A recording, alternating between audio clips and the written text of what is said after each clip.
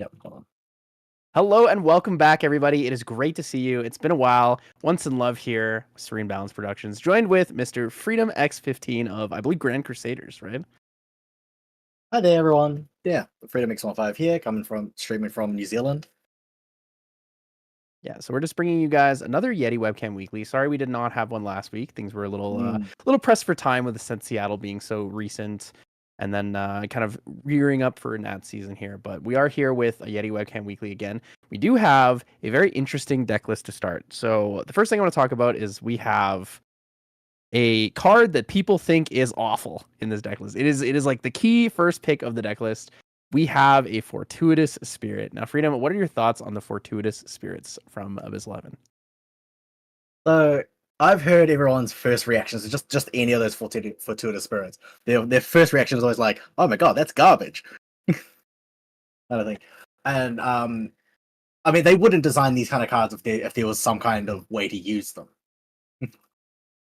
Yeah, so Fortuitous Spirits, for those of you who are not familiar with them, says on enter, glimpse 7, draw 7 cards into memory. So being able to glimpse is really nice because you're able to quote unquote unbrick your hand. It gives you a better opportunity to find what you're looking for. But you do have to draw them into memory. And as you know, on the first turn, you do not have a recollection phase. So instead, you will just immediately move to main phase and move on from there, right? If you go second, you'll draw one, pass. If you go first, you basically just pass. This is used in a couple specific scenarios. I think this deck is probably the best example of it. We're going to be seeing a Water Rye. Now, Rye is a character that wants, or is a champion that wants to generally banish cards, right? You want to banish cards, turbo level to 3, and then play from there. You're kind of this combo deck, and you really need to pop off. So having all your cards in your memory at the start, honestly, isn't really that bad on Rye. What are your thoughts on this, though, Freedom? Do you think that Rye has legs with this Fortuitous Spirit, or do you think running things like Serene Spirits or Fragmented Spirits are still better? I mean, so the one issue that Rye has is when he has a really bricked hand of just like 8 arcane, or 7 or 8 arcane, you just cannot play anything. So you have to be able to find. You have no way to put a card into memory. Using Spirit of Fortuitous Water alleviates that. I mean, there's arguments for both. I think if you play Fortuitous, yeah, you get the easy level 1 banish, and then you can kind of play off from there. Serene, what is it? Most Rye lists only take 4 to 8 of the element that they the basic element they play, and then they can just release and heal the 6. And this I'm seeing, I think 6. I think it's 6 water cards. I think I see the Coriolis Wards, the Snow Fairies. Coriolis Ward is interesting because it actually synergizes decently since it says level, right? Like it's a level related card. So it's definitely an interesting one.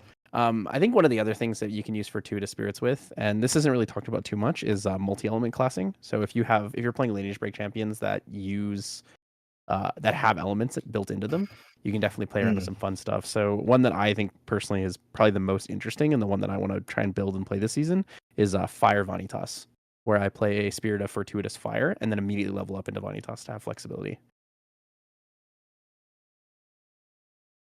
I mean, like there's only a few decks that don't have quite a few decks that don't play on their first turn, so they're happy to just put all their cards down and then play off from the second.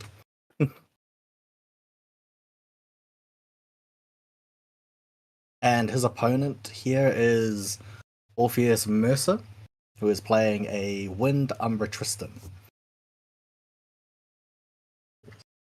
It looks like we will be having a repair here. We're probably going to keep on the Water Rye regardless, because I think it's a neat deck and something that it's interesting to talk about. So in terms of the Water Rye here, there's a couple new cards in this deck that I think are really interesting. So the biggest one, obviously, Art of War. Art of War is a fantastic card that allows us to play around, I guess, the ally rushdown concept, like swarm the board or push the board really fast with allies and kill. Art of War basically says if an ally has played this turn, it is unable to attack or make an attack declaration that turn. On top of that, we have the Fortuitous Spirit of Fire. And then we have this Portentous Tengu. Now, Portentous Tengu is not really that new of a concept in this type of deck. It is basically just a budget variation of a backup charger. So that one's not too unique. Was there a Fire Spirit? No. Oh, okay.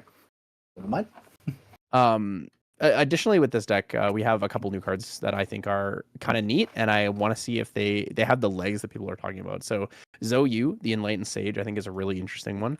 Zoyu allows you to on enter materialize a book from your material deck. So a book or scripture, I believe, which means you can use it to get Art of War, Tome of Sorcery, and Tome of Sacred Lightning, I believe. You have the opportunity to get any of those, and then it also synergizes because as long as you control one of these at the beginning of your recollection, you'll also get an additional enlightenment counter, which is kind of big. Is that coming from Zoyu? Yeah, so you will, as long as it's on the field and at the beginning of your recollection, you control a book or scripture, you get an enlightenment counter. Oh, yes. There's actually quite a few new cards. He's using a lot of the new arcane cards, in particular Harbinger of Lightning, Harness Lightning, Shattering Discharge. Very excited to see how he can utilize those new cards.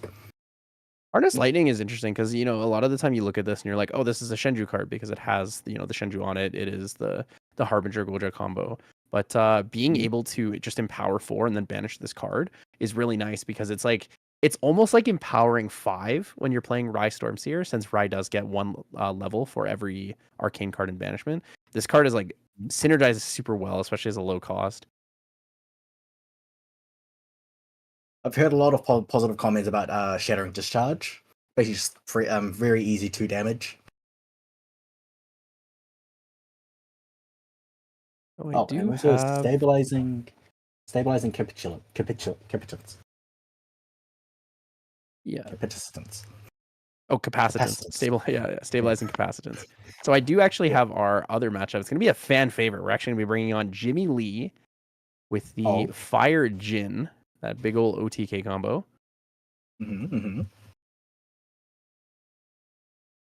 Are we expecting to see? Wait. Rai only gets it for arcane spells in banishment. I thought it was arcane cards in banishment. Stormseer. As you can tell, guys, I have never in my life played Rai. I see it. So it is mage spell. My bad. I thought it was just arcane cards. I see. Learning. Let's see what else is interesting here with this list.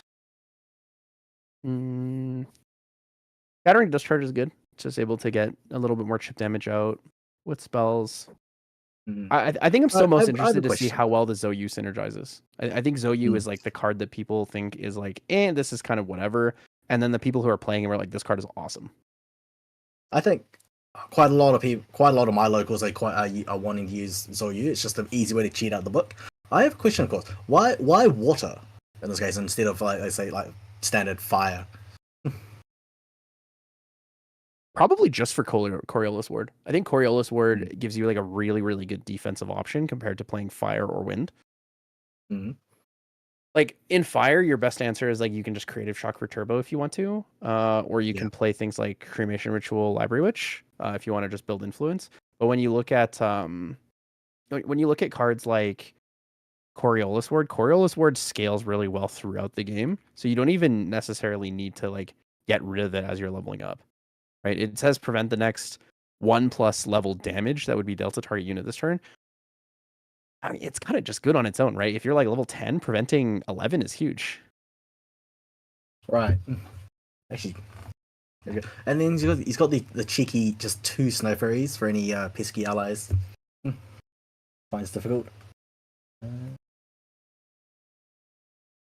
He does have more water cards on the sideboard, but we'll get to that later. But looking at Jimmy Lee, he's got the classic here. I think the only difference is now we see him potentially playing the Fragmented Spirit of Fire. So before he was playing, Pure Fire or Serene, and now he's playing Serene or Fragmented. Everything else kind of fits and is normal here. There's nothing new or unique from HVN. I don't see a Hua Ji in here. I only see the Shuang Ji and the Berserker Plates. Other than that, I think Annihilation is probably the only card he's added that's new that I see. And then the Annul spell in the sideboard. Everything else is pretty standard. He's playing that fire, that old Fire Lorraine Turbo kind of build where it's Library Witch, Cremation Ritual, Hasty Messenger, Discard Float, Stalwart Shieldmate, Protect Myself. The classic setup. I need to level to 3 and then I'm going to play my combo out. Do you think Jin is a, well, let's say like a underrated champion in HVN? Or has he I still think got suffers kind of the Rye same is still issue? bad. I think Rye is still really Right. bad because Incapacitate is Yeah. just so crippling to the deck. Mhm. And I don't think that Rye necessarily has the space to play around that. Combo decks are kind of. I feel like combo decks are kind of on the weaker side right now, but I might just be. I might just be a Rye hater. I might honestly just be like a Rye hater because I have played against Rye a lot, and I kind of play in a way that I don't struggle against Rye, like with the type of decks that I play. So Rye has never really Mm. felt like a crazy deck to me, but a lot of my friends who play like a lot of allies really struggle against Rye, right? But me as someone who loves playing Assassin, Incapacitate just kind of is a free walkover. I would admit myself, I'm not a Rye player either. I don't have the kind of, let's say, foresight or the big brains to kind of math that damage. And also, I just like to kind of unga bunga hit face quite a lot. Having to stay alive until your kill turn, I probably don't have the patience for that. Interesting to see. So Floof is actually going to go for the Serene Spirit of Water this game. He's not going for that Fortuitous Spirit. He wants the extra 6 recovery here against Jimmy Lee. I mean, I guess when you see the name Jimmy Lee, you know what you're playing up against, right? Yeah. Like, I mean, Jimmy Lee, on the other hand, has also chosen the Fragmented Spirit of Fire. Yeah, I like the Fragmented Spirit of Fire in this combo. So Jimmy knows that like if he's gonna die, he's probably gonna die.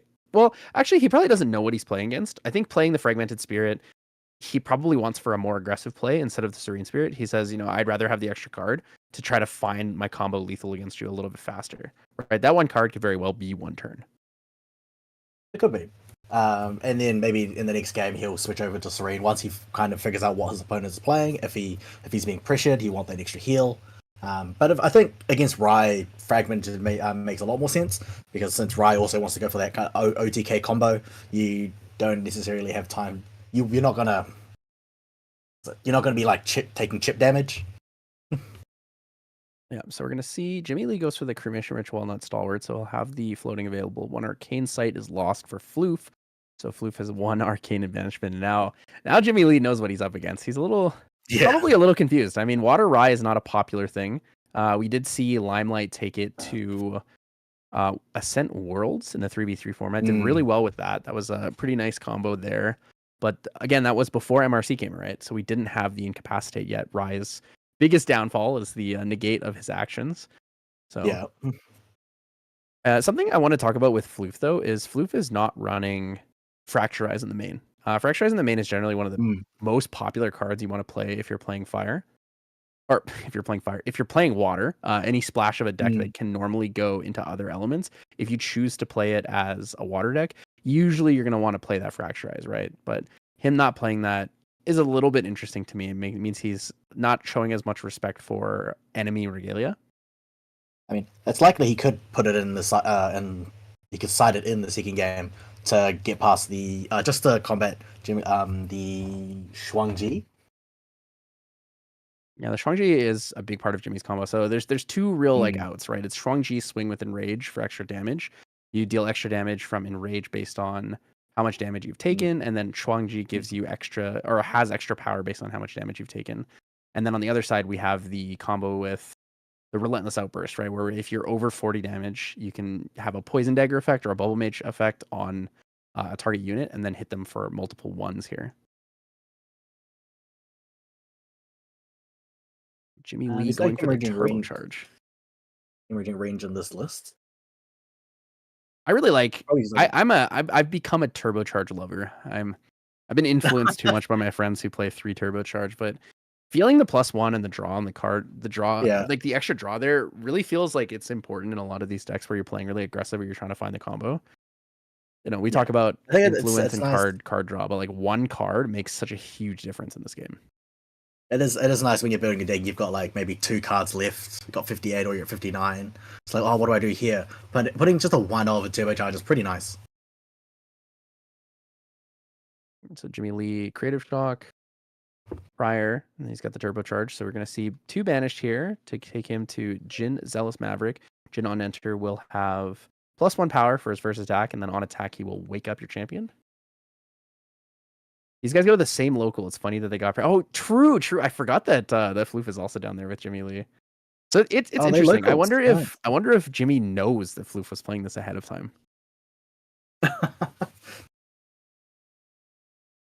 Portentous Tengu is going to come out here, so that's going to be on enter, nothing due to no Guoja bonus. Will not get the quest counter.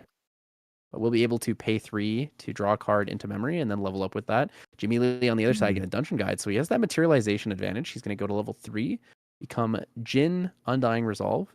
He will not be able to die until his end phase due to his immortality effect. To see an Annihilation, and I didn't quite see what the other one was, but Annihilation getting banished here. Annihilation's a neat card, so it's not a super expensive card, and it's also not very loved because Exia has not played much, but it actually has a lot of legs. This card has the potential to destroy anything with the same reserve cost as the damage taken from the card. So if you want, if you're playing against like Fractals, for example, you know, naming 2 for Annihilation has a lot of merit and it has a lot of threat. So I really want to see whether or not Annihilation becomes a card that can shift Jin to be good enough against most players. But that said, it destroys objects equal to the amount of damage taken that turn. But like you can play around it by, you know, pinging him for excess of 2, so over 2. I believe it's on the resolution of the card. It's how much damage you take from the card itself. Unless I misread Annihilation, I'm fairly certain Annihilation says take a certain amount, deal damage to your champion, destroy all non-champion objects with a reserve equal to the amount of damage taken this way. Oh, was it this way? Melee Cremation Ritual on the dungeon guide. Pass turn, all cards in hand. The rest of his cards. Ooh.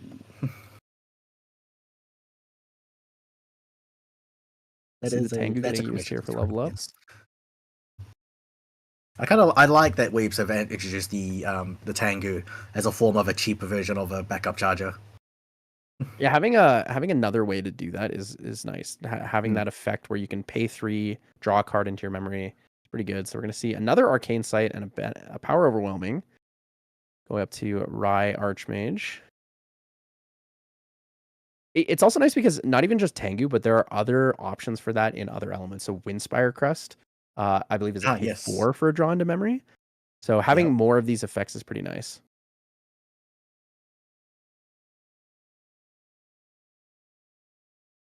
Blue thinking in Recollection here, debating making an action before, probably dungeon guiding to level 3. Oh, never mind. That was the 3. So there were 2 down already. So we're gonna see the DG to 3. Here it is. This is gonna be the battle of the combo decks. Just to reiterate, yes, you were right about Annihilation. It is dealt damage to champion this way. It's always the last words that gets me. So Harness is banished and a Spell Shield. So we're gonna see Rai at level 4 level counters. So Rai should be level 7. Yep. 2 Enlighten counters on Rai so far.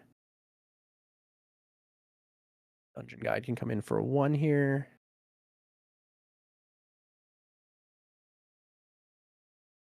I believe that's 4 in hand. All right. I wonder if he doesn't even want to hit Dungeon Guide for 1. He doesn't want to chip Jimmy for any damage that isn't absolutely necessary to find it. Ooh, okay. So we're gonna see a Careful Study and 8 cost efficiency is gonna get 5 Enlightenment counters. Also gain 1 for the inherited effect of Rai Archmage. So he'll go to 8 Enlightenment counters, use 3 to draw a card. Draw another card here. 2. We're about to see another Careful Study. Is that a Stabilizing Capacitance? I believe so. I think it is. Interesting. That is a Stabilizing Capacitance. So this actually works really well. Class bonus and the level 7 effect means that you can put any amount of cards from your memory on the bottom of your deck in any order, draw those cards into your memory, and then you'll be able to draw a card additionally to that. So it does self-cycle while also being a very good cycle setup. And the Unbrick is nice. Stabilizing Capacitance. High key, very good. Very, very good.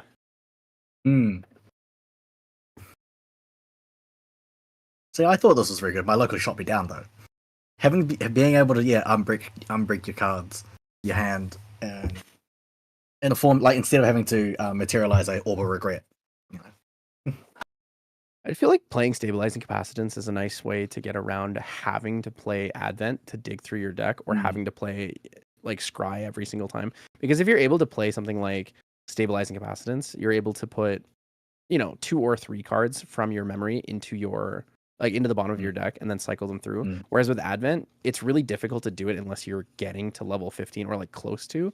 If you're level 11 or 12, maybe it's a little more manageable. But if you're only on the first turn after being Rye Stormseer here, you're realistically going to be level 8, maybe 9 at the max. So we're going to see Jimmy Lee materialize the Berserker plate. It's very good. Yeah, beginning of recollection phase, deal 3 unpreventable damage to your champion, then draw a card. It's just great to build up your influence, build back your influence. Yep, so Jimmy's going to go to 4 there, and then 6 because he's going to take 2 from the Clumsy Apprentice. He's going to draw a card from that on-enter effect. He did banish a Bent Flesh, so he's not super afraid of needing to recover yet here against Floof. 6. Look at me, what is that card next to Jin? Oh, never mind. He's proceeded to use a cremation ritual.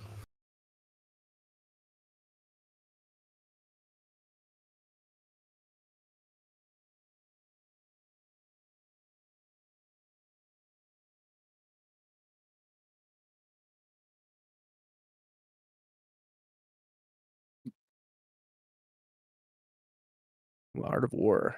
So Art of War coming out here. It is another scripture. Can be used to pay for a memory cost, which is kind of nice. So if Floof doesn't feel like they need Art of War anymore, they can use it for Sacred Lightning or anything like that. Another Mnemonic Charm. Mnemonic Charm into Advent would be interesting. Is Advent a skill or a spell? I'm pretty sure it's a spell, right?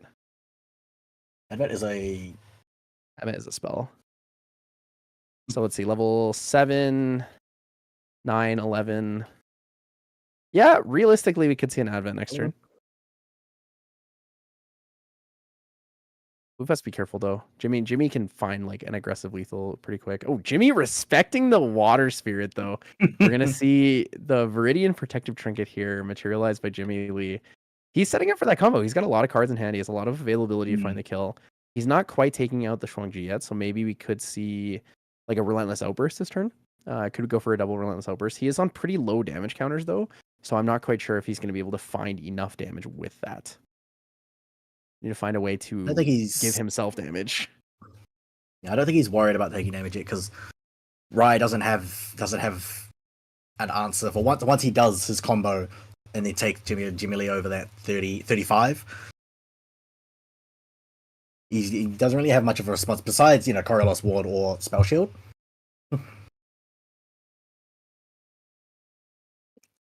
So Floof does run 2 in caps in the main here. Peaceful Reunion would be interesting. Playing a Peaceful Reunion to stop extra damage from coming in. So Jimmy Lee's going to go to 11 here with another Clumsy Apprentice. He's just digging for a little bit more. Not going to be able to swing this turn with that, so...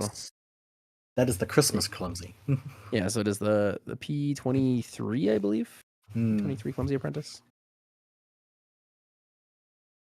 Cannot swing with that due to Art of War. We're going to see Tome of Sorcery here from Floof. He's going to look to banish a card from memory, probably try to get another level counter, go to 8. Lose an Arcane Sight. So a third Arcane Sight is gone here. Tome of Sorcery on enter will draw a card into memory. So the cycle from that's pretty good still. Do you believe he'll use the Tome of Sacred Lightning? I'm not sure. I think Tome of Sacred Lightning actually would be a really good. It would be a really good time to bring Tome of Sacred Lightning out. Dungeon Guide can kill Clumsy Apprentice too, or just swing the 1 into face. So we're gonna see Tome of Sacred Lightning. Yep. On the banishment of Tome of Sorcery. Yep.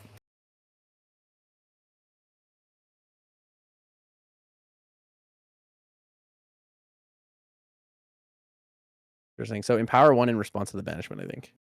So it's like empower 1 and then banish the book to give yourself Tome of Sacred Lightning.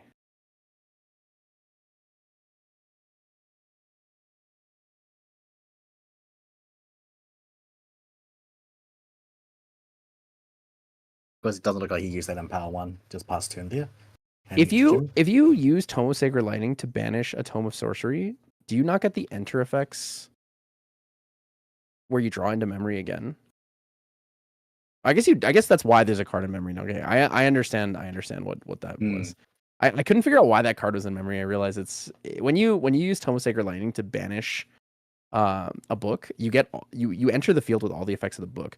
So you get the level 2 class bonus draw card into memory. I just missed Flu physically drawing it into memory. Jimmy Lee going for Chalice of Blood. Not quite set up for lethal yet. Wants a little bit more protection. 35 life pool available here for Jin with the Berserker plate. Goes to 14. I think it's guaranteed next turn that Jimmy Lee's going to bring out the Shuangji. Shuangji and Rage plus the Chalice of Blood draws 2 cards, lets you dig, puts you at a point where you can find lethal with other things. I believe that's a Flame Rune Source. Oh, is that clumsy? Oh, that is a clumsy. Fruit of Life. It's the other. It's the ALC Alter clumsy, I believe. The DOA clumsy. DOA, yeah. Yeah, it's the OG clumsy. I couldn't tell. It's a little bit bright for me to kind of see that one. Safeguard Amulet from Floof. Safeguard Amulet means Floof wants the protection against Relentless Outburst. Relentless Outburst is also slow. Jimmy doesn't quite have an easy answer to that. He's going to have to find a way to destroy the Safeguard Amulet here. Or just one Relentless Outburst to force it to come through, maybe. Both decks looking to find their combo. Flipping through. Lots of influence for both players. Get 2 down here from Floof. Are we going to see a third Mnemonic Charm? Really, at this point, it's more like who's going to go first. Who's going to go first. It's both players don't want to spend all their cards. The disposition. Too early. Is that Arcane Disposition? I think that's what it is. So activation will give an enlightenment counter for the mage spell. Then we're going to see draw 2 cards in the beginning of the next end phase. Discard your hand, right? So class bonus will give you a 3rd card. So draw 2, draw 1. It's going to draw 4, so he's up 3 on this. I think this is the turn to Advent, right? We're going to see level 8, 10, 12. Could pay 3 for Advent. Could also just Advent raw. Just Shattering Discharge instead. So Shattering Discharge. Deal 2 unpreventable damage. Go to 18. And banish it. Shattering again. Okay. Puts Jimmy at 20. The level counter. 7, 10. So 5 down for Advent of the Stormcaller. Honestly, 5 down for Peaceful Reunion, or 4 down for Peaceful Reunion right now would be really good. Because Peaceful Reunion protects you from the Shuangji turn if Jimmy Lee goes for like big lethal swings within Rage. And Floof already has the Safeguard Amulet on board to protect themselves. Now, seeing as he has used the Arcane Disposition, he has to find a way to put all his cards down into memory, or risk losing what he has left. A Peaceful Reunion would do well here. Don't think he has a Peaceful though. If he had a Peaceful, it probably would have been played already. Voltaic Sphere would be okay to discard, just because you can banish it. Like you can banish it from your graveyard to activate. Yeah. Oh. Interesting. So here's another stabilizing capacitance. Jimmy is going to activate the Chalice of Blood in response. Activate. Yep. Draw 2 here, 4 cards in hand. Looking for the Incapacitate. Or he's just wanting to draw 2. Oh, he's just letting it go. Orioles Ward. Do you have to reveal what cards you are bottoming off of your stabilizing? I don't think you do, right? Because stabilizing doesn't have a requirement for what you bottom. It just says put any amount of cards from your memory on the bottom of your deck. So I don't think you actually reveal the cards. Like unlike Fractal Refreshment where it says water cards, you have to reveal that they're water cards.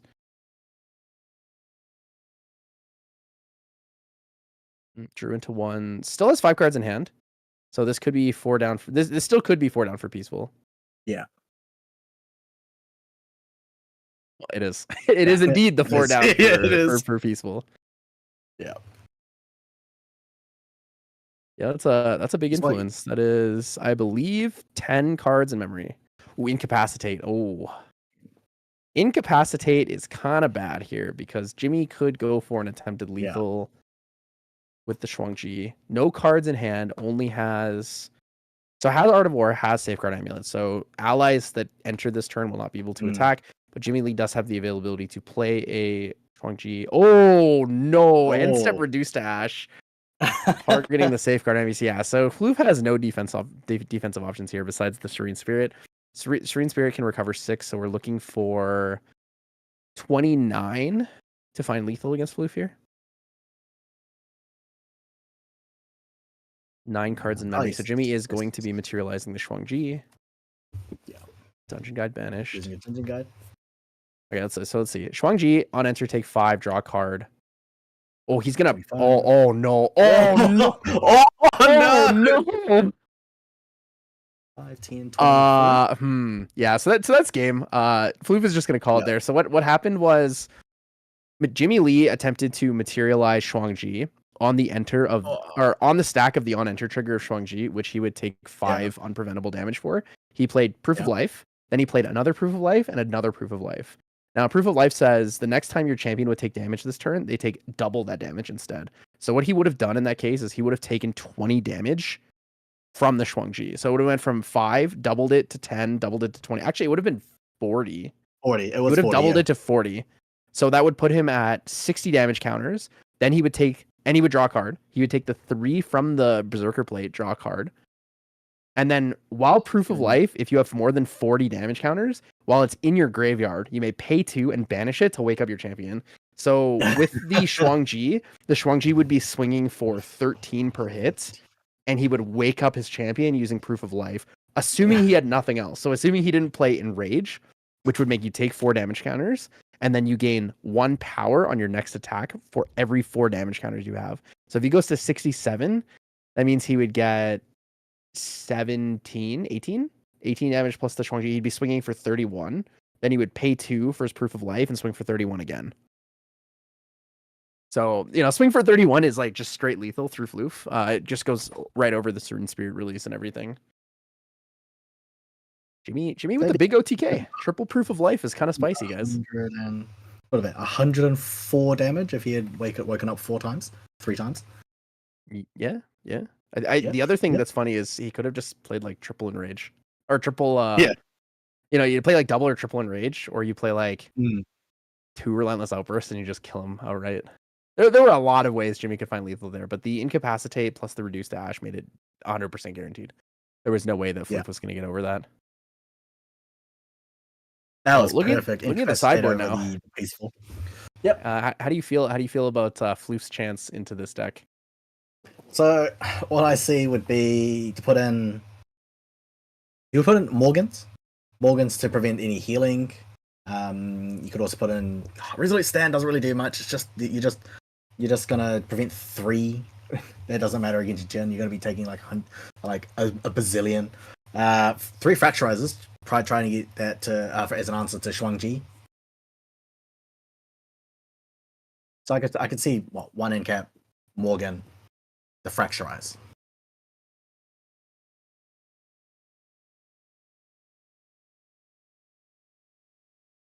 And yourself? Oh man, I don't know if any of these things are really going to get there. That's kind of my biggest fear right now for Floof. Like the deck is fun and the deck seems interesting, but it's still weak to the same thing, right? 1 incapacitate kind of turns off the game for you. You're trying to play in a way where you have to respect the incapacitate, but you also are playing a deck that requires you to really like cycle and find your kill. And if you can't do that, there's no real point in playing slow and defensively. Yeah. It's definitely on the tougher side. Resolute Stand doesn't even really do anything in this matchup too, which is kind of frustrating. Yeah. Right, like your best answer is Fracturize, because you can Fracturize targeting the weapon, the Shuangji or the Berserker Plate. I don't think Jimmy is playing Blood Trap. He's not playing any of the Blood Trap. Yeah, he's not playing any of those. So I think he's kind of an all-in, whether they've got the answers or not.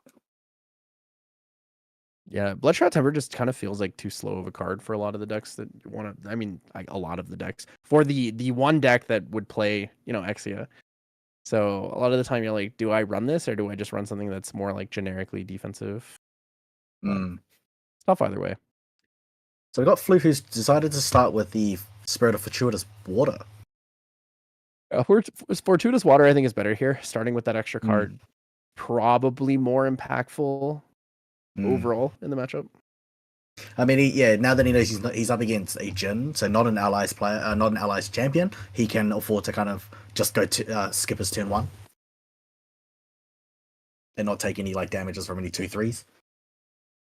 What do you think Jimmy Lee's sideboard would look like here? Jimmy Lee's sideboard. I think the one of a null spell comes in, the extra in cap comes in.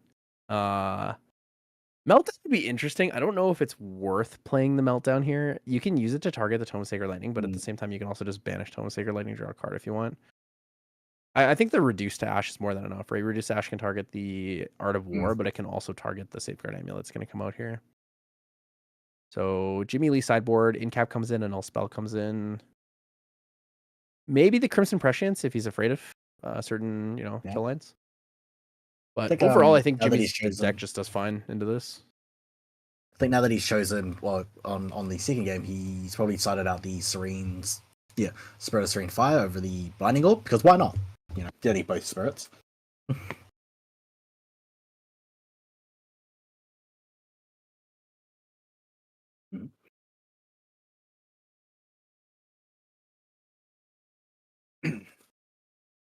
Good old Clumsy start. Clumsy pretty good here. Clumsy in a fast gear. Yep. Clumsy to Creative Shock to discard the fast gear.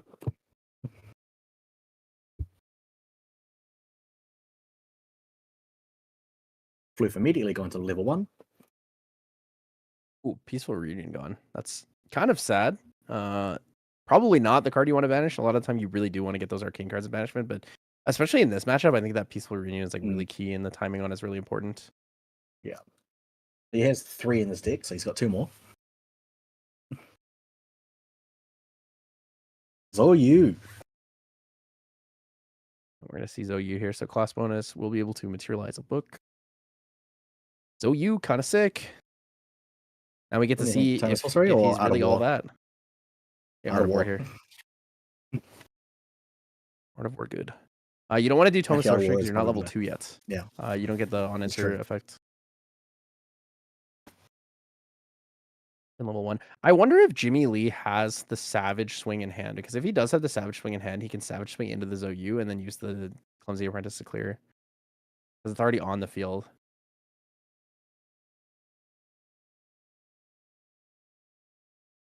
Also, since Art of War was brought in by Zoyu, is it a time-stamped effect where Zoyu can attack because it entered the field before the Art of War? So he should have been able to attack if he wanted to?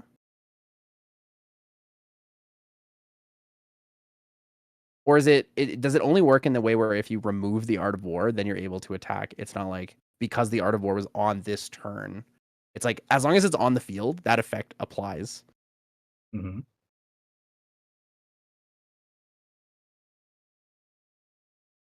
I see. So Zoyu enters, brings out Art of War, cannot attack because Art of War's static ability says that you cannot attack because you entered this turn. If you remove Art of War from the field, though, then the effect no longer applies, and then anything that did enter that turn can still attack. Interesting. I believe HVN has brought in a lot of a lot of cards that kind of end up tight, like where it all comes down to timestamps. I don't think this is I don't think it's a timestamped effect. I'm pretty sure it is. No, I don't believe straight up. Not this one. No. Static effect. Yeah. So basically what it means is that like if you played like a Verruckin Acolyte and you were level 3 and your Verruckin Acolyte destroyed the Art of War, you'd be able to attack with it. I Spell Shield and something. I don't know what the other card was, but Spell Shield and something. I think it's just like as long as Art of War was on the field, nothing can attack that entered this turn. But if it's gone, that'll play. Yeah, like you said, the effect no longer applies.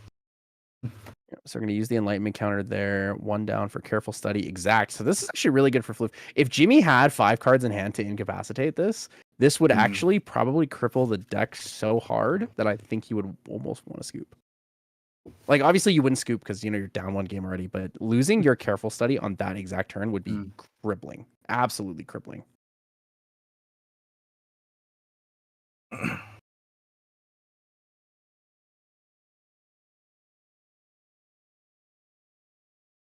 He's going to creative shock here. I always like how Jimmy's memory is just everywhere. like he puts cards down for different things, like to clearly state which one's which, but they're always just everywhere in terms of the playmat space. Always an interesting one for me. So we're gonna see 2 fast cures here banished for the level up into Jin Zealous Maverick. I believe that means that Jimmy's gone through 3 fast cures this game, discarded 2 and played 1.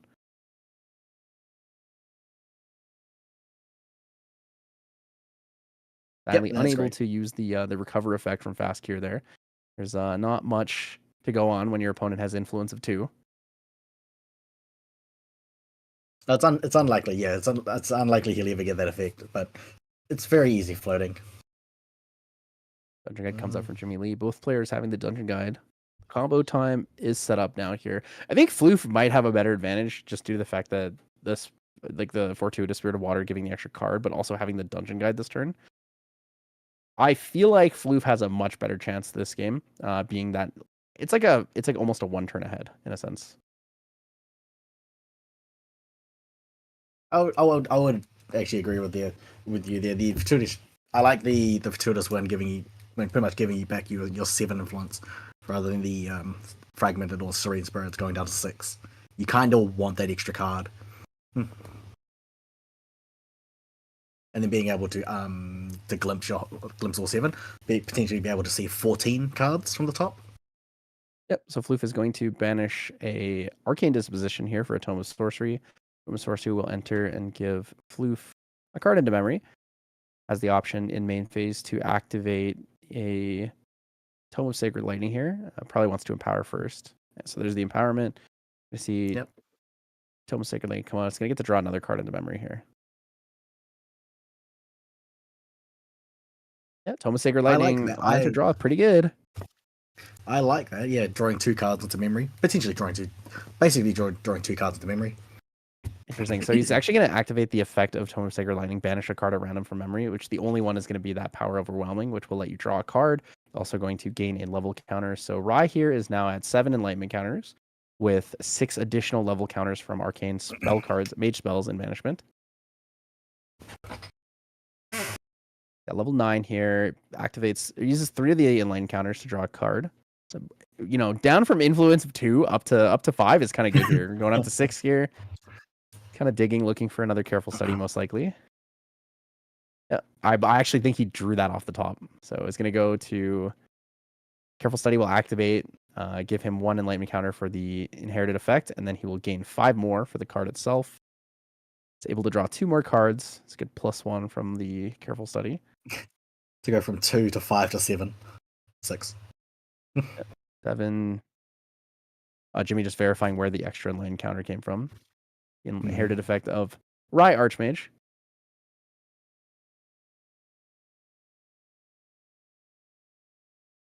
We're gonna go down to 4, draw another card. To 1. He really wants to figure out what he's got to do here. He needs to draw up into a higher influence, right? It doesn't really matter if Jimmy resolves a fast cure to recover 4 at this point. He's really just trying to figure out how am I gonna find an attempted lethal this game. Yeah. Peer into mana. Cool. Interesting. So Peer into mana, I believe, is 1+ level in enlightenment counters. So he should go to 10, 11. Oh, it's 2+. Sorry. So he's going to go to 12. So that'll give him another 4 cards to draw. Yeah. That's pretty good. So you comes in for 1 here. Kills the Clumsy Apprentice. Dungeon Guide for 1. Nice. So let's see. 2 cards in hand, 4 cards in memory, 6 for next turn's going to be 11 or 12. That's a lot to work with. He does have 2 Power Overwhelmings as well in his deck. He's banished one of the power overwhelmings as well. Okay, so he's got one. Yeah.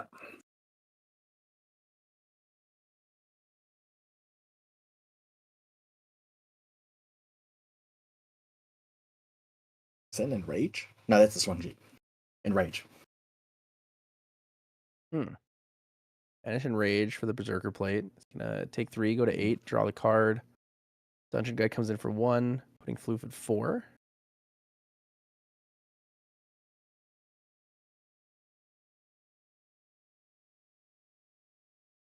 Using a line counter to draw a card. thinking here. Yeah. 2 down for a Fracturize on the plates. Ooh, Berserker plate. Does Jimmy have an Incapacitate for this? Incapacitate on the Berserker plate is pretty nice. I don't think it's that necessary though.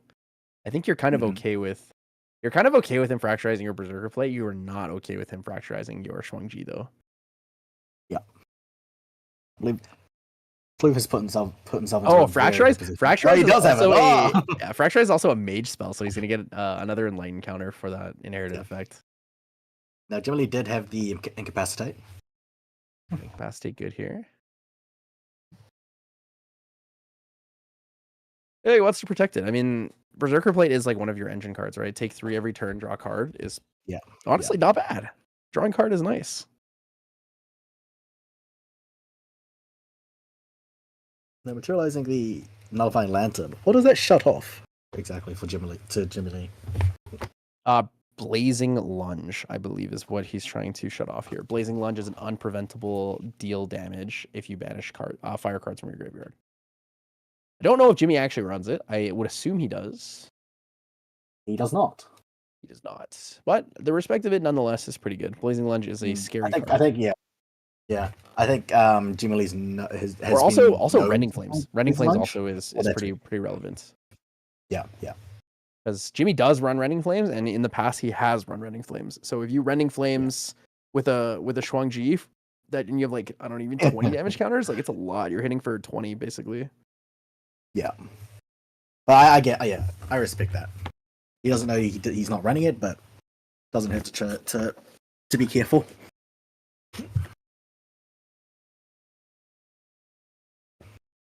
Wait. Did Floof play a second Fracturize? Did I miss a second Fracturize? Jimmy's Berserker plate is upside down, flipped over. So I assume that was a second Fracturize. Yes. Interesting. 1 damage comes here. So Floof has 3 Fracturize, is used to, that means he only has 1 left for the Shuang-Ji. So he's confident that he can get through and find his combo before Jimmy can pop off with the Shuang-Ji. Yeah. Or he's just holding on to the 3rd Fracturize already. It is also a very real possibility here. Jimmy gonna turbocharge away the Power Cell. Gonna draw 2. Power Cell weeping away in the banishment. Sag. Now Floof has only got 2 cards in hand, but he does have 6 Enlightenment counters. 8 Enlightenment counters. Can draw and then play like a Spell Shield. Yeah. Spell Shield costs 2, right? Or -2 for class bonus? Yep. Oh, it's 3. It's 3 -1. Sorry. It's 3 -1. So 2 cost overall. Original numbers were incorrect here. The 4 -2 is Astra, I think. I think Astra Spell Shield is 4 -2. The Tome of Sacred Lightning is going to banish 1 again. It's going to get to draw a card from that. I believe doing this in Jimmy's end step. Very good. Utilize the Tome of Sacred Lightning anytime you need. Going to help you dig 5 cards down. We're going to see card number 3. Jimmy says the middle card. Going to lose a Voltaic Sphere. We're now at Rye level 10. Rye level 10, kind of spooky. And start doing a little crazy. Arcane Blast can come out. It's probably, Materialization of Safeguard Amulet this turn?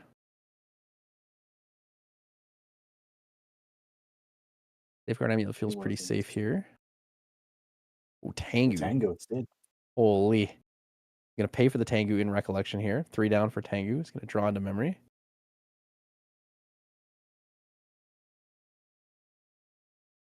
I don't know how I feel about that. I think maybe Floof is holding an in cap or multiple Coriolis wards this turn to be able to play and protect himself against Jimmy Lee's combo next turn. If he's not playing the Safeguard Amulet, that means he surely has some sort of defensive interaction in hand, right? You believe draws the careful study for turn.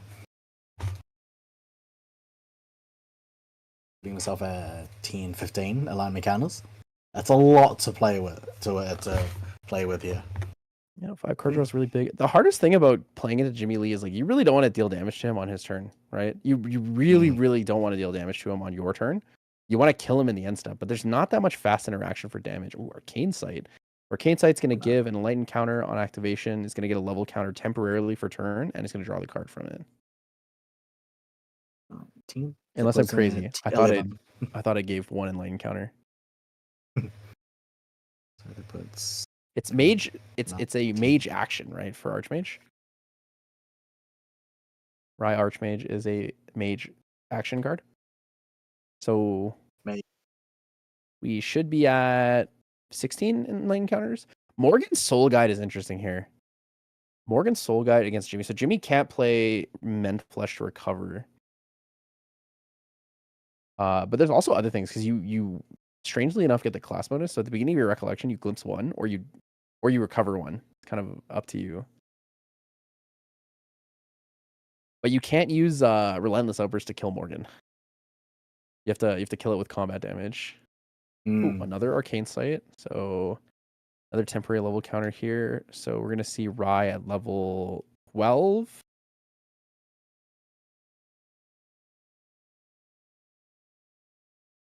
Okay, with 9 enlightened counters, surely this is like Advent into like stack set up your scryed cards and leave them on the top so that you can draw into like a Fracturize or an Incapacitate, right? Activate Tome of Sacred Lightning here. So this is going to be level 13. Oh, it's not level 13. No, it's not. Mnemonic Charm is banished. 12. You could sacrifice your Mnemonic Charm? 10. So he's at level 10 and then plus 2 temporarily. Yep. Oh, he's using all the line counters to draw. Holy. Okay, so all 15 line counters have been used. Okay. Because unlikely we're going to see a Power Overwhelming. Not that he needs it. May not need it, actually. He's got the Mnemonic Charm. So we're looking at 12, 13, 14.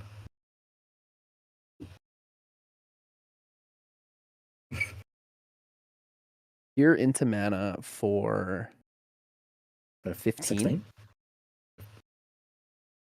Is it 12, 13, 14? Oh, it's for 14. 14. He's using the resolving 2 period of mana is interesting. So he's resolving he's just drawing a million cards, dude. Yeah.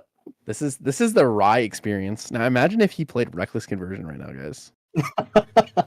Just imagine how the Reckless Conversion turn would feel right now. Right about now. That's not it. That's a million cards in hand. Actually just has a billion cards in hand. And then a Peaceful Reunion. And he just says, all right, Jimmy, you can't kill me this turn. You're not allowed. I won't let you. How many cards does he have? That is a spicy turn. It is a lot of like nothingness at the same time. It makes me worried that Fleef doesn't have any way to kill Jimmy this turn. Like this or next turn though.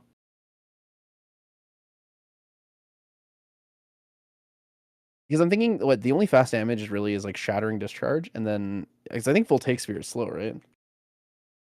It is slow, yeah. Shattering Spear can only hit for 2. Voltaic Sphere for 4, 5.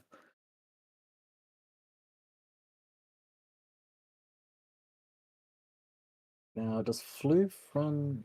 Oh, that's right. He's water, so there's no fireballs happening here. No fireballs available here.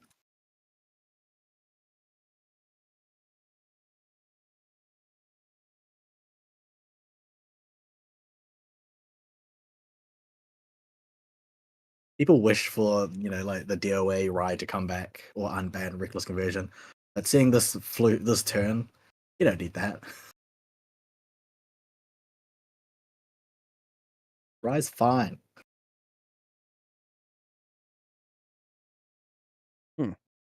Dungeon Guide for 1.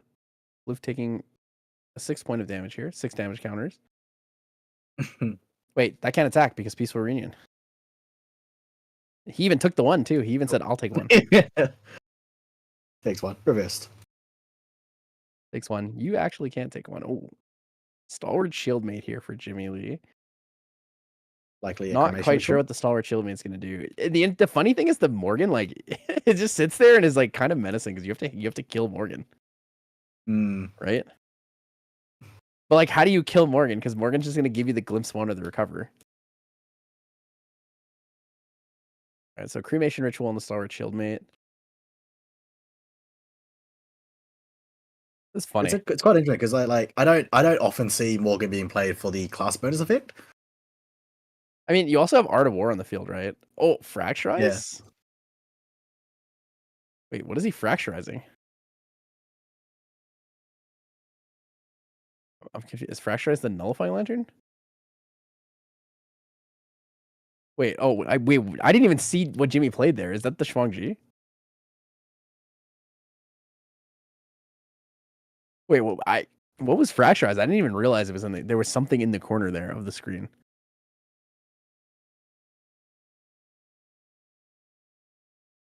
Was it Safeguard Amulet? All right, I'm going to ask chat. Chat, what was in the bottom corner of Jimmy's screen that got fracturized? But he really did have it. Floof had all 3 fracturizes. Kind of crazy. I believe it was ridiculous. Reduced to ash. Orb of Choking targeting. Fumes, I believe. Oh, Orb of Choking Fumes. Interesting. Yeah. Going back to the video. Yeah, Orb of Choking Fumes. So Jimmy is reducing. I want to say the Safeguard Amulet, but I really can't tell.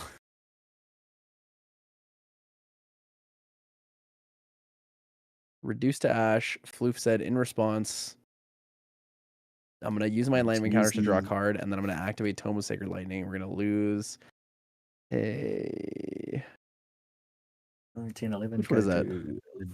11. My eyes. What, my eyes on the arcane cards. Oh yeah, it is an erratic bolt. Thank you. The Safeguard Amulet does get reduced here. Mm-hmm.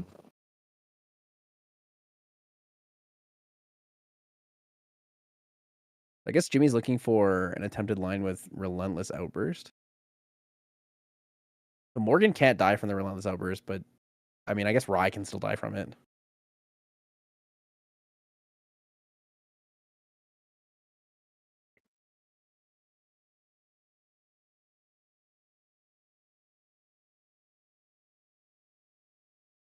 All right, Floof, do you have it? Can you kill Jimmy Lee? Can you Mnemonic Charm again? I would love to dig more cards, guys. I love drawing cards. Dude, maybe I should just play Rye. Drawing cards, it's a play. If I play Rye, I can just draw 1,000,000 cards, right? And drawing 1,000,000 cards is almost as good as subscribing to Serene Balance Productions because you love the content here that we bring you almost every week and the regular regionals that you get here. You love the casters that are on the stream here and Mr. Producer Son himself, Chicaplu. And you know, the owner of the server, the beautiful and wonderful Mr. Andy K. Mr. Yeti himself. 498 subscribers. Just need 2 more to 500. Let's go. Floof really loves Serene Balance Productions because he is just playing another Mnemonic Charm here to draw the card so that you guys can have us on here for longer and longer. That Morgan does value here, right? Can't die to non-combat damage. Art of War means you can't play anything to kill her with on that turn. We're going to see a Stabilizing Capacitance here from Floof. Wants to draw a couple more cards. Going to cycle some things into memory. Figure out what we need to find the lethal here. Maybe all 4 Arcane Blasts are just on the bottom of the deck. It's interesting. He's still revealing those cards.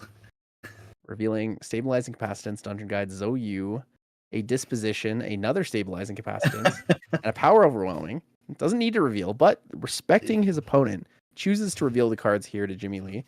Jimmy Lee. Yeah, it looks like he's gone through half the deck. You can see that. I think he's gone through more than half the deck. More than half, yeah.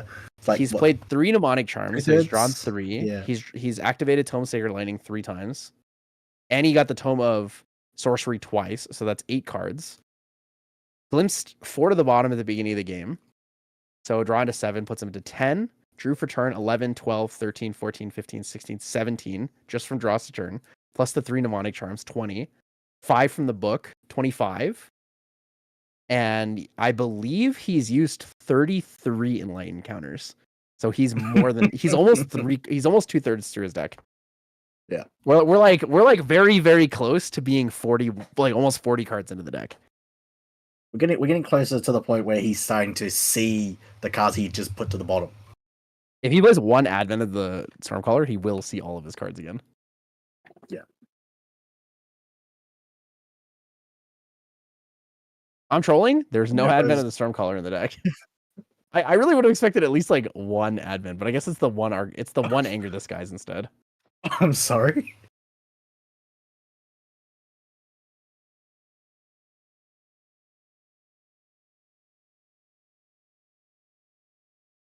There's no advent. What do you do? I think he's just gonna blast.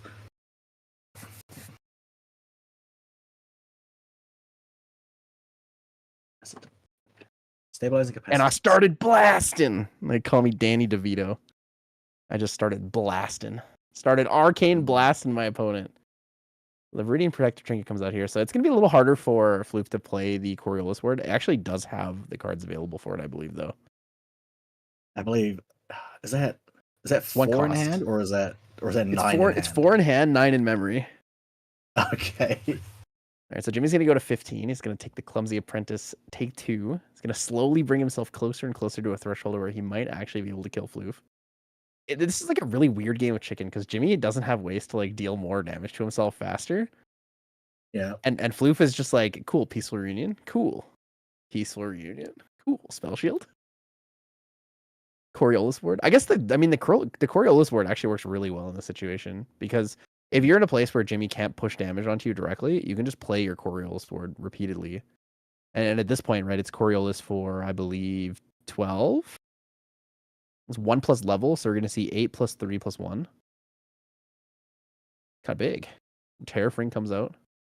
Not sure if Terrafring will matter against Jimmy Lee. He has influence of probably 13.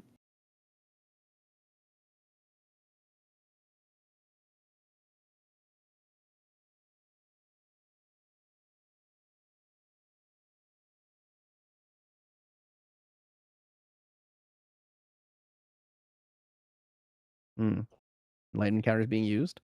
Drawing cards. Again, our favorite thing is card game players. Find out next time on this episode of Serene Balance. Draw cards. Got the first Arcane Blast. Holy Arcane Blast. He started blasting. He's exactly level 11 here, so Arcane Blast is free. 11 damage coming into Jimmy Lee. Puts him at 26. Also, Floof being at 3. That Morgan being able to recover 1 at the beginning of Recollection is very funny.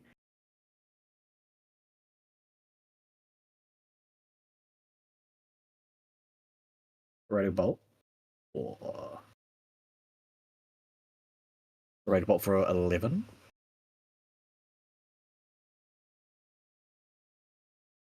Erratic Bolt for big PP damage.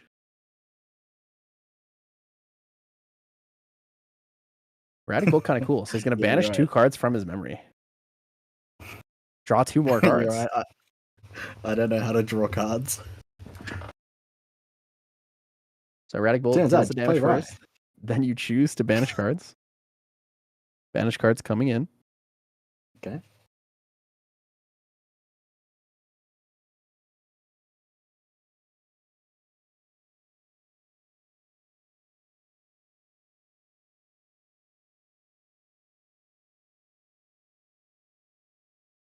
Jimmy Lee at 37, so he's now got the immortality has triggered. 37 damage counters here. So we're gonna see Rye at level 13 with 1 charge counter on a Shattering Discharge. So is available to play that at out of the banishment there. Now Jimmy Lee cannot recover because the Morgan is still on the field. So Jimmy Lee's pretty much has to do something. Jimmy has to kill him this turn through a Coriolis Ward. Yeah. Ooh, we're gonna banish the voltaic sphere. It's gonna get another level counter. We're gonna go to level 14 here. So he's at 11, 12, 11, 13, Paying 15, 3 17, for another erratic bolt. Okay. 17, 18. If he played So- the so- Coriolis board, he'd have to get through level plus, I think, 18. Yeah, so that's 18 what he's damage. doing actually. He's trying to banish as Yeah. many cards as he can to get more level counters so that his Coriolis ward Yeah. can protect him against this. Because if you play the erratic bolt, banish the 2 cards and draw, I think you have Yeah, enough yeah, cards yeah. in hand for 2 Coriolis wards even through the Viridian Protective Trinket.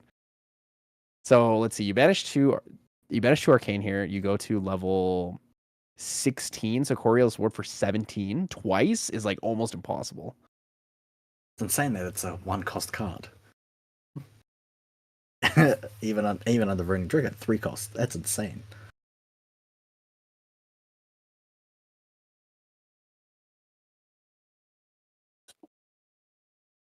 Now that is an Enrage? Proof of Life.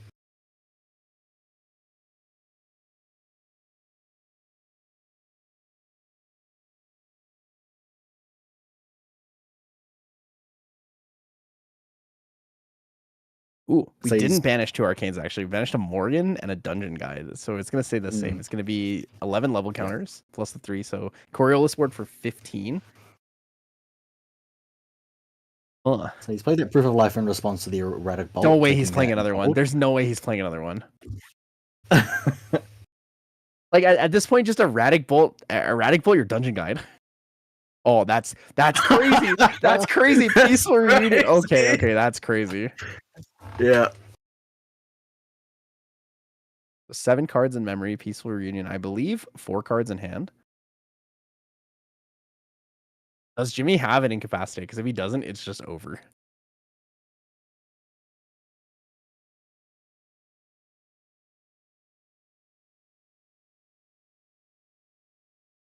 Exactly 4 cards in hand. So if Jimmy has an incapacitate, Floof can't do anything about the incapacitate. Jimmy thinking, deliberating, trying to figure out where his out is. No peaceful reunion. He can technically go for a relentless outburst, but it's going to be really hard because we know that Coriolis ward is coming in, right? 4 cards in hand is exactly enough to pay for Coriolis ward. That's gonna do So for 15. 14. So the interesting thing is with 1, Relentless 15. Outburst deals 1 damage and then only deals the extra damage if you take damage. So Coriolis ward actually protects really, really well against I see. against Relentless Outburst. Because it's not an effect that says deal like an additional damage. It's a replacement effect if you take damage. Right, so you have to have enough to initially break it. So at 65 here, if Jimmy plays a Relentless Outburst, it'll be 10 damage to all units, right? Coriolis ward blocks 15. He'll take nothing from that. If he plays another one, let's see, the effect of Relentless Outburst would apply twice. So 5 damage would be prevented, and then he would take 15 damage from that. So he needs triple Relentless Outburst to get there. Is I think the only way that Jimmy has an answer for it. So Shuangji is going to come out here. Jimmy is going to take the 5, draw a card, go to 70. So Relentless Outburst will hit for 11 instead of for 10. This is spicy. This is the spicy meatball of meatballs. The question is, does he have an in-cap for the ward? Because in-cap for the ward is what's going to protect him here. But if he... Okay, let's see. If you play 1 Relentless Outburst here, it's going to be 1+1. I don't think Jimmy has enough cards to play in-cap plus double Outburst. Because in-cap requires 5 and each Outburst requires 4, so he needs to have 13 cards in his hand. Oh, but he has 2 reservable, so he only needs 11 cards in hand. So he is under that peaceful reunion. True, he has 3 mnemonic charms. I forgot about that. 3 mnemonic charms is crazy. He's gonna draw a card 21. First. Goes to 5 cards in hand. Oh, he has Incapacitate in his hand. He's actually gonna play the Incapacitate, I think. He is gonna play the Incapacitate. Okay. Oh man, the incapacitate is pretty good, man. It's pretty good. I think that's game. That is, yeah. So incapacitate comes out here. Okay, so relentless outburst is going to target champion. Champion will take 1 additional damage every time damage is dealt. Right, so he'll take. Oh, it's exact. It's exact for 22, right? Is that exact for 22? Yeah, because it'll be 11. He'll just straight up take 11 damage. Damn, Jimmy actually got it. Jimmy got it with the exact for 22. Oh my god, what a crazy game. What a crazy game. Over You the know, curtain. No, he didn't. He didn't play it. So he didn't play the Coriolis word. What he did was he played an incapacitate to stop the relentless outburst. Because if he plays the Coriolis word and he gets it incapped, it's the same result overall, right? The result is if he gets incapped, he's gonna die regardless. He was 1 like damage counter away. So if he had 1 more turn with the Morgan on the field, he would have been able to live through that first relentless outburst, and then Jimmy wouldn't. Well, Jimmy would still be able to kill him because of the Shuangji, because Jin didn't enter the field that turn, so you can actually still attack with it. Even through Terrafring, I think Jimmy had enough cards to pay for that. So it's 4 total for Relentless Outburst, including the card itself, and then it was 5 for the incap, so that's 9. Then he had 2 from the reservable fractals from what was fracturized. All he needs is 2 more cards in hand. So if he has 2 more cards in hand from there, which I'm pretty sure he was Influence of 11 or Influence of 12, he would have been able to push for it. Oh, but there was a peaceful play. Never mind. So it did have to be Relentless Outburst. It did have to be Relentless Outburst. Yeah. Damn, that was wild. There was so much going on there. It was so much going on. He did he had that tariff, but he didn't banish that in his recollection, hoping the peaceful reunion would be enough. Yeah, peaceful reunion not allowing you to declare attacks is pretty good. I really thought that Floof really did. Yeah, he really did set himself up well. I think the last erratic bolt was a mistake. I don't think he needed to play the last erratic bolt. Like the ones before that were okay because he wanted the level counters to draw cards. Maybe he was cycling because he didn't have the incapacitate. But I feel like at the same time, you also just don't need to play the erratic bolt if he's at 40 something. And yeah, he's at 40 something. You have 11. He didn't even. You're like 11 level counters, anyways, right? Mm-hmm. He had a Morgan. He's already at like 40 something, 43ish. I think once you put him to like I would have 35 to 40 range, you already fracturized the Berserker play. You just stop, right? The only time you wouldn't stop is if you don't have something to defend yourself with in hand, right? If you don't have an incapacitated, if you don't have a Coriolis word. But we saw him accidentally drop the Coriolis word, so we know he had one. Like we knew 100% that he had one. It's definitely an interesting situation. I guess it's one of those like dopamines of draw cards, right? You just start drawing cards and you can't stop yourself. He had drawn over 45 cards. Yeah, well over that. Yeah. So remember, kids, don't draw too many cards. Don't draw too many cards. It's a dangerous world to live in when you just draw too many cards. It just, especially against Jin. Don't just keep hitting Jin for fun. Like it's not the play. Not the play. But either way, it was still an interesting match. I think Zhou does fit the playstyle well. I don't know if I would want to play Rai still, but maybe it has a place in Kongming or Merlin. That's the potential. I felt like Floof could have just stopped drawing. Could have just stopped playing cards after 37 damage or so. 35 to 37. He had enough influence to respond to multiple problems. But yeah. The board state was just so good, right? It's like if your opponent tries to like what is your opponent gonna do to kill the Morgan so that they can recover if you just play Peaceful Reunion?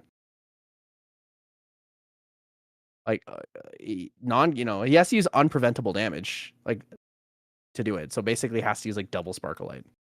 Otherwise, Morgan just prevents all non-combat damage taken. So I don't know. Happens. Sometimes you just get a little too into it and you're like feeling the power, then they send it all back to you and you just die. But yeah, no, I guess it is he what was it just is. guess he was just overwhelmed with power. True, true, true. The power itself was overwhelming.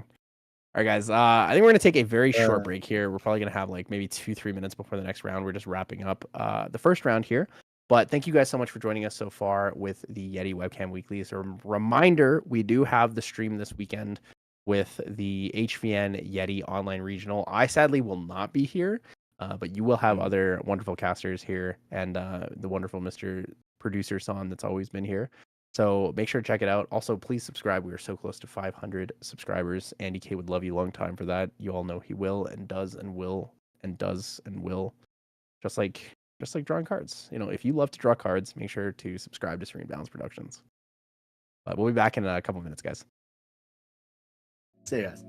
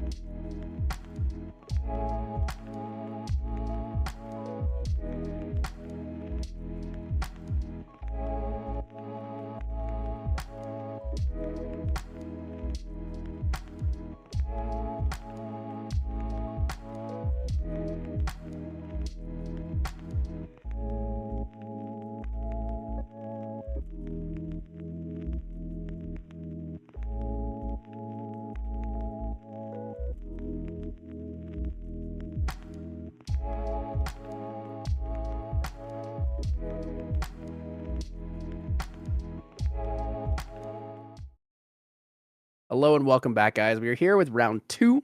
So we're going to be bringing you guys some totally different decks. Obviously, HVN has brought in a lot of new things. So we have a little bit of a splash of new and a splash of old. So on one side, we are going to be having a Spirit of Fire Gwoja. This is going to be played with not the traditional thing you would normally see when you say Spirit of Fire, right? Spirit of Fire Gwoja, most people are like, oh, Suzaku aggro. This is actually a Save Ryu deck that plays a couple Luxem cards. So it's a little bit interesting.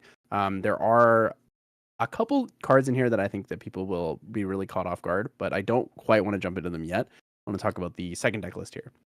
So Freedom, walk us through Kitty Dude Rar's deck list here on the Spirit of Wind Lorraine. Oh, his name gets me every time. Yeah, so we've got the traditional Lorraine Spirit Wind Allies Lorraine. So he's Wind Allies has kind of had like a resurgence. We've just seen it like and then get a lot of great success in the recent Taiwan regionals. In this list, he's got a lot of automatons. We got the Shimmer Cloaks. We got the Second Wind, Stream Fairies, Engineers, Assailants, Invictive Instruction. Oh, that's right. I've seen that. We've got the Phalanx Captain. Now, Phalanx Captain is a card we don't often see. Haven't seen him for maybe more than 2 sets.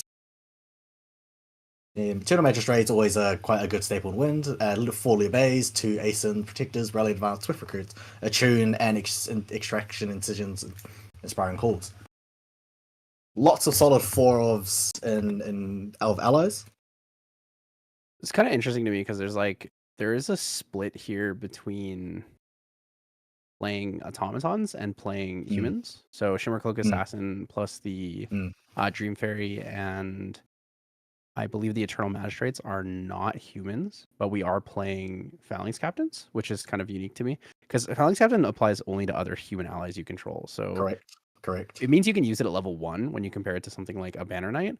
But then when you look at the other side, we're seeing the Invective Instruction. There's no beasts in the deck. And no class bonus for that. So it's actually just target ally gets +3 until end of turn.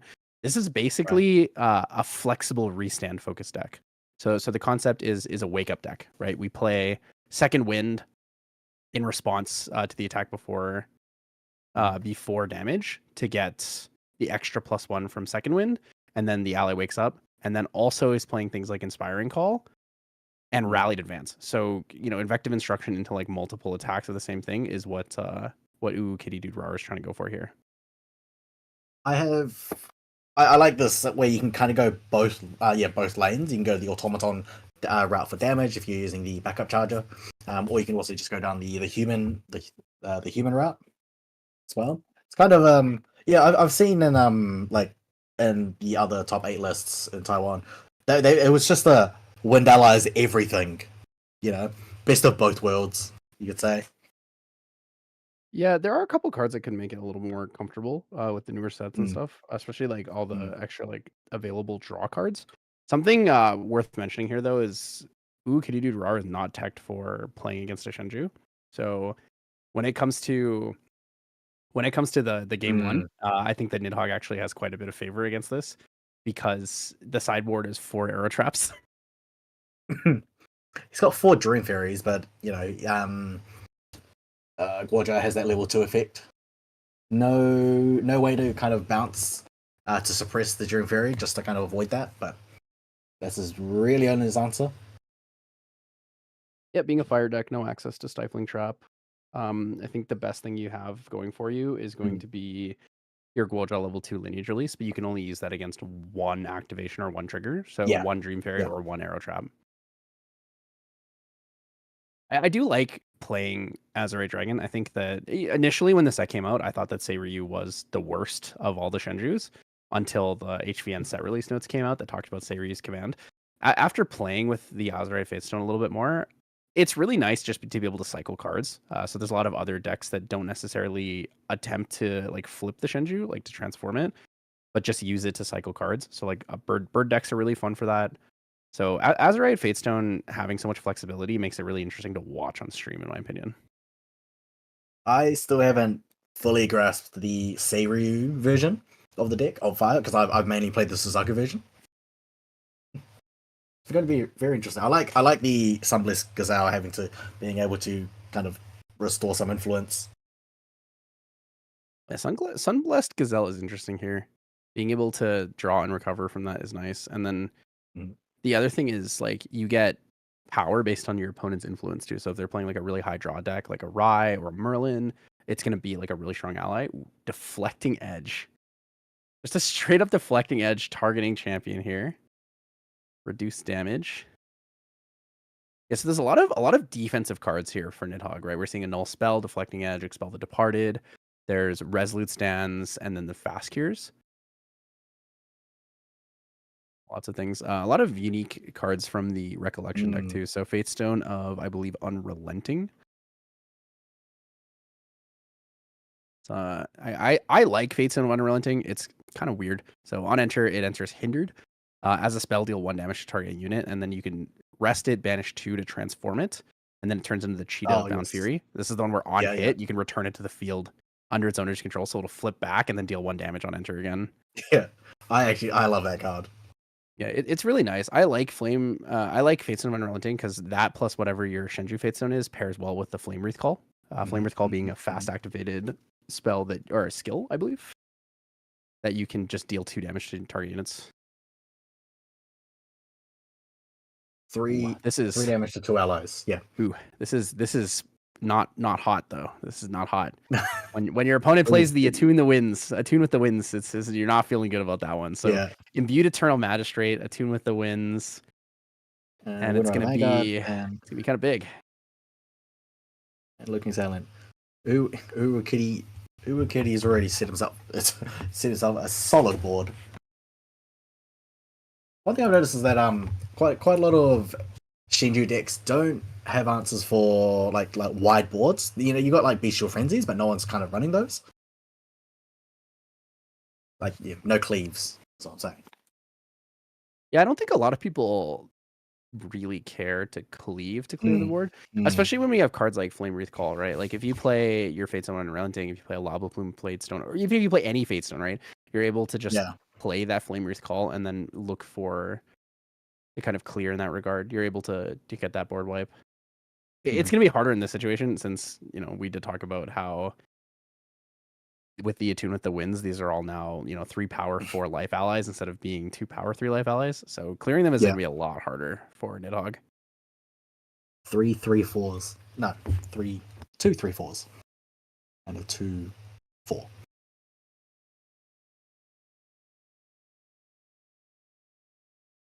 Let's see the board here. So we're currently at Guaja level 1. 2. Guaja level 2. That is a 2. Dungeon guiding to Guaja level 3, it seems like.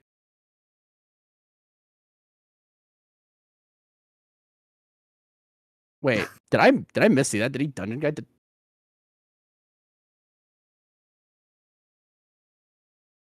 I believe he went to 2. Did he DG to 2? DG to 2, banish from the Azure Facestone. Oh, he attempted to DG and then Eternal Magistrate is on the field. Oh yeah. I was looking at the opponent's field and I was like, oh yeah, there's an Eternal Magistrate there. Did he banish 2 for it or no? I don't think he banished 2. I think he just played it and then he said, Eternal Magistrate.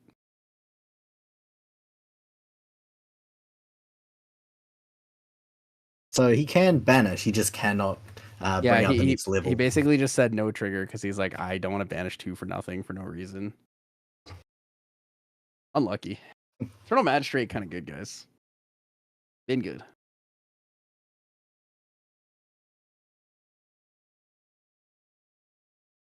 Now it is not. It's not a mandatory on enter, so it's just you may banish 2, and if you do,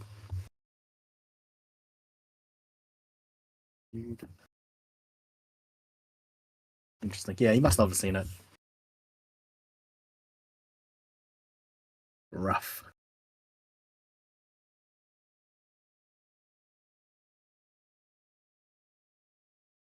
Right.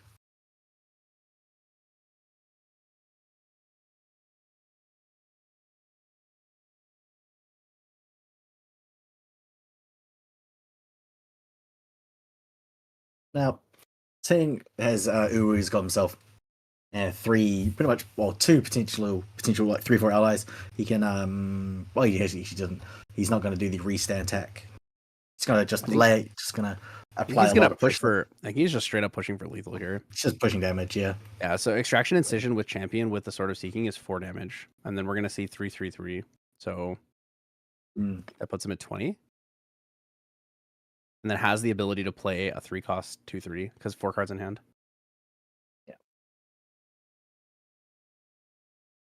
Oh, Inspiring Call. Inspiring Call also works. Yeah, that's good. Oh, is this extraction incision double Inspiring Call? 1. This will be for 4. I mean, if Nidhogg doesn't have an answer like a Resolute or anything, he's just gonna go take too much, right? Now, was that double 4. Inspiring Call? I only saw 1. It's just 1, but he has a buff counter on everything, so these all come in for 4. Yeah, pretty much. Guojo is 22 health. Yep, Guoja is dead. Yep. Guoja is dead. Eternal Magistrate goes kind of crazy, guys. Eternal Magistrate is a nutty card. Eternal Magistrate's so good that they have to change the rules to make sure that you could still, use your spirit on turn 1. Yes, there was that funny bug where if you went first and you imbued your Eternal Magistrate, the second turn player could not bring out his spirit, as it was a special action, but it just under no circumstances bring out any cards from the material phase. Because no, it wasn't even the material phase. It was just special action. Yep. It's a tough one. Eternal Magistrate is like the absolute kryptonite for this deck. Nidhogg did not really have an answer to that. So looking at sideboards here, Nidhogg has a couple things that I think can be useful and a couple things that I think are going to be completely irrelevant. Averting Protective Trinket, irrelevant. I would love to see the Uncover the Plots come in and be useful since it works with the Luxem sites, but I'm not quite sure if it's going to work. How does a Gorja, a Luxem Gorja reveal Luxem sites? They reveal off the Face Over Heaven, isn't it? There's a couple different ways. In this deck specifically, I think Uncover the Plot is the main way. Fates Out of Heaven works if you want to use the card's activated ability. So it's pay 3, reveal all cards in your memory, and then if there's 3 or more Luxem cards revealed, you transform this, and you can only do this once per turn and slow. So it has to be done in your main phase. But I think the main reason why you're going to see like Heavenly Drake is usually for the on-enter effect of destroying a target non-champion object, because it applies to memory cost 1 or less or reserve 5 or less. So it makes it a 3-cost Luxem destroy. It's not quite as good as Excalibur, but it has like a secondary effect that makes it a little bit better in some cases. Yeah. Now he has 2 Excaliburs in the sideboard.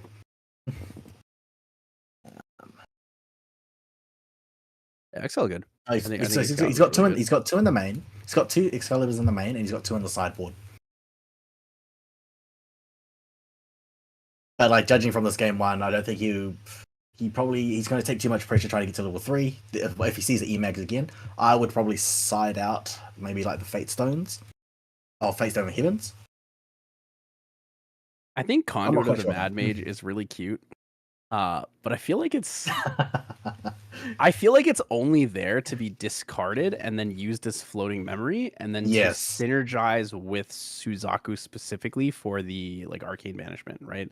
Because if you have extra cards or extra arcane cards in your banishment, you can use the empower effect from Seiryu's attack based on number of cards. It's 2 plus number of cards in banishment that are arcane. Holy, increasing danger. Now, I like that we have a second Luxem champion. No, third, actually. We have Trisket. Another Luxem champion. Turn 1 increasing danger is interesting. So Kitty Dude will not get the draw from the Recollect because there is no Recollect phase in your first turn.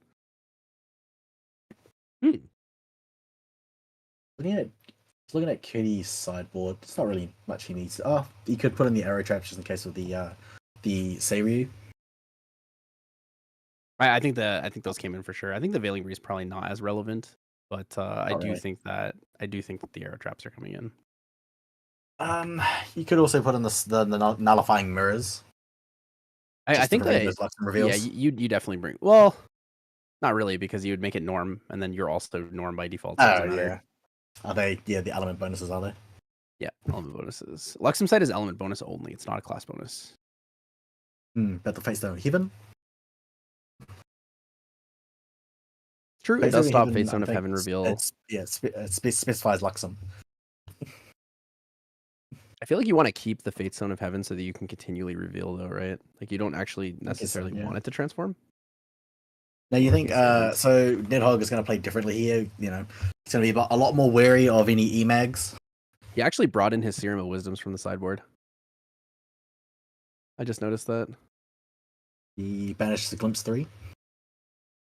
Yeah, so that sacrifice Glimpse 3. I think it's also draw a card into memory.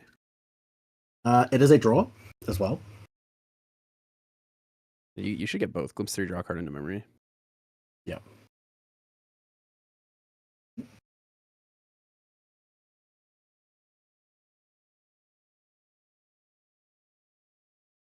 Yeah, I like the splash of Conduit of the Mad Mage in this deck because it has that same feeling as when people play like Prismatic Merlin, where you just discard the other colors for their floating memory. Yeah. Oh, here it is. Unrelenting. The Cheetah Fatestone is here. Fatestone of Unrelenting will enter hindered.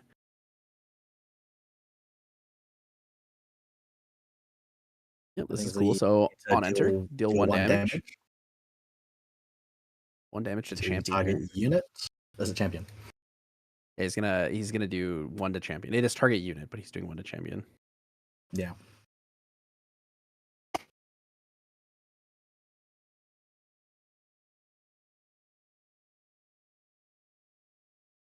So Azure Fatestone trigger and end step.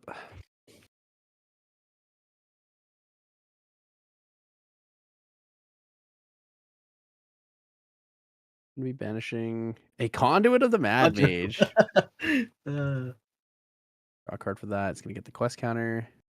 Now, what's also interesting is that you're putting because Conduit of the Mad Mage is arcane. If you're banishing that now, it's that it'll make the Seiryu effects even easier for the arcane blast. It is a arcane in banishment. That's pretty good. Wait, is it arcane? No, it's arcane. It's arcane cards. Arcane cards, is it? Yeah. That one actually is arcane cards.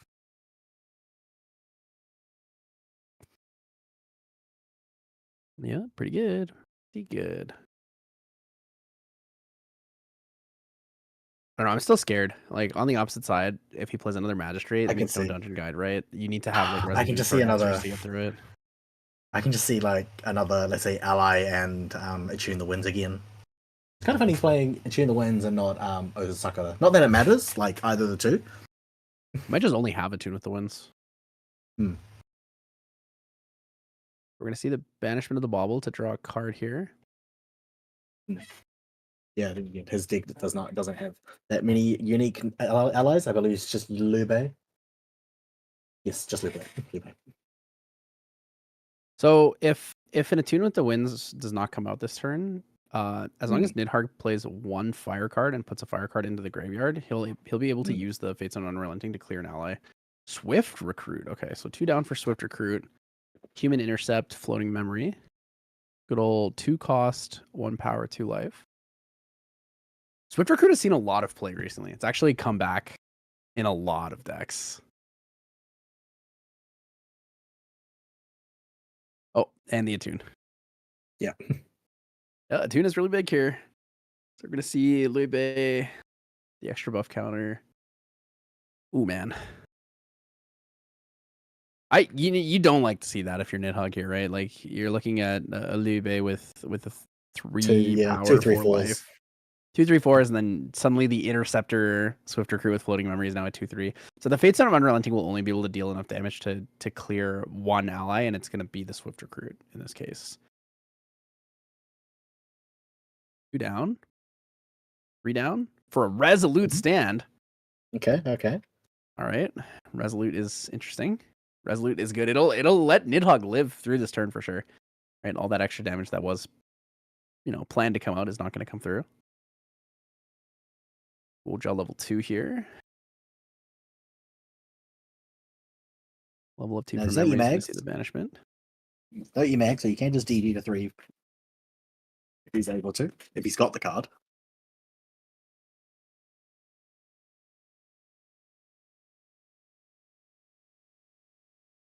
All right, instead of re-rolling, we remove one of the 4 cards, and then we roll 1, 2, 3, 4, 5, 6 instead next time. It's a much faster way if you want to use dice to randomly banish.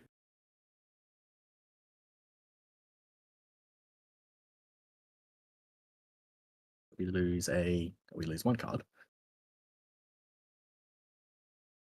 Players deliberating over which cards were which numbers, potentially.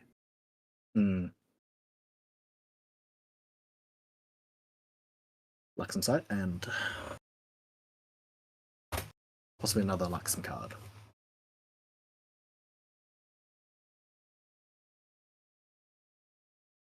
So he's gonna get the quest counters here instead of drawing a card. So Ghoulja level 2 gives you the choice.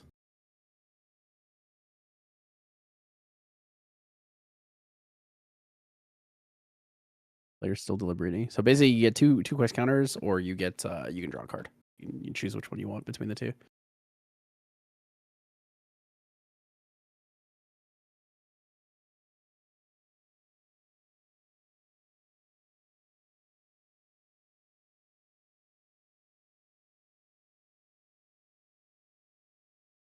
Are we possibly going to see a DG? Well, if he had, he would just play it immediately, unless he's wary of a stifling trap. Yep. DG. I think he's just gonna go I mean, for even it. if you're aware of a stifling trap, I think you still play DG here regardless, right? If your opponent goes -1 so you can't level up, you're like, yeah, okay, I guess it is what it is.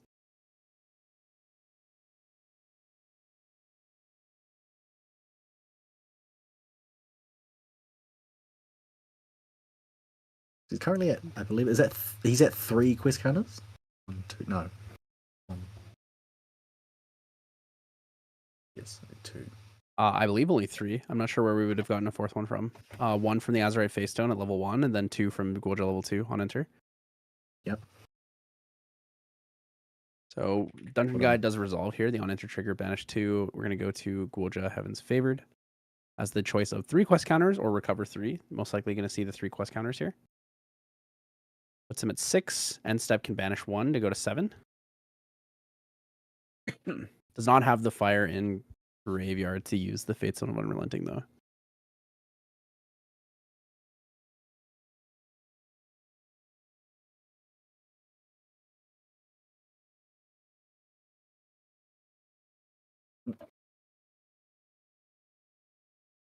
Yep, so there's the banishment. I believe that's expel or annul. I can't tell if that's a null spell or expel the departed. I think that's actually a null spell. Turn my head so far sideways to figure it out.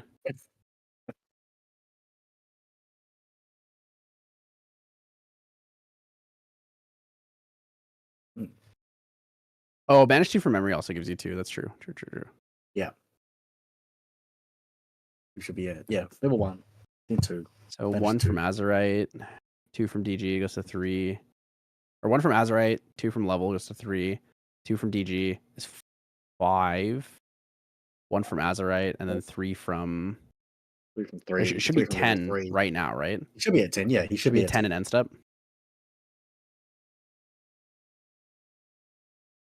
He'll be at 9. He's at 1, 2, 2, 3, and then 1. He might, yeah. And interestingly, he might have 10. He'll have 10 now, but he'll choose not to flip because if he flips now at the end step, he's just gonna. Those allies can clear Sedu.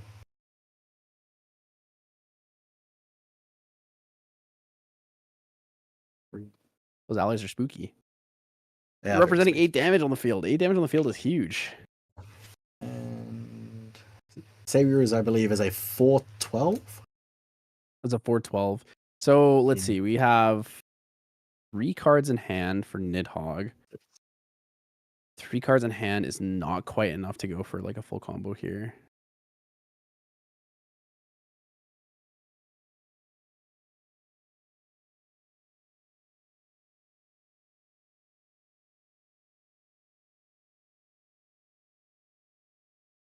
Oh, he drew with the level 2 on enter, I see. So then he's at 9. Windmill Engineer, imbued with second wind and a swift recruit. Yep. I believe he just drew another Attune the Winds. Could be wrong, but I think that's what I saw.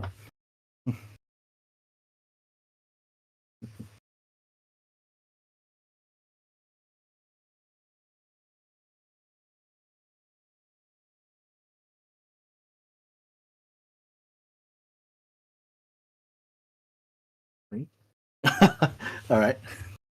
Holy. Another Attune the Winds. This is very scary.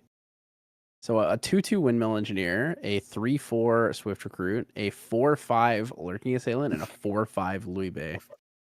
This is okay. Deflecting Edge to block 3 damage. Okay. Okay. Yep. Yep. If he swings with the Swift Recruit, I think he loses the game.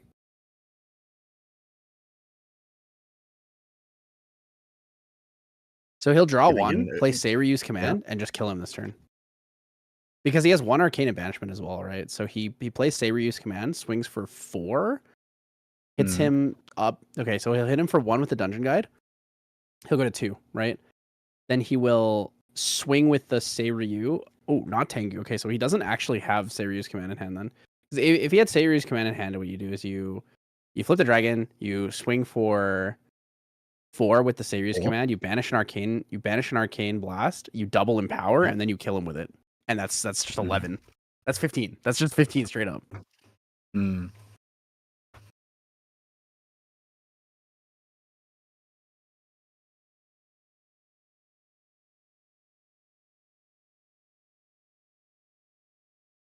I guess no. So if he goes Terrafring here, then he has no Seiryu's Command in hand.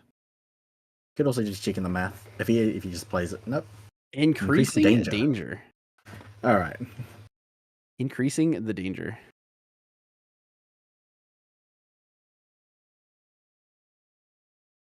I think here, even with a Terrafring thing 2, you could still take 4, you could take 8, you could take 5, you could take 10. It's got a second wind. He does have a second wind in memory.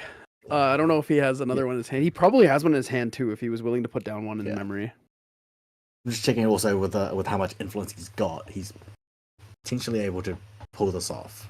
I wonder if he's holding a Veiling in hand. If he actually brought the Veiling Breeze into his deck. Oh, he's bringing out the Fate Center. So he's using the effect of the Fate Center Relenting after the increasing danger to bring the cheat out. Yeah. To swing into the Windmill Engineer, maybe?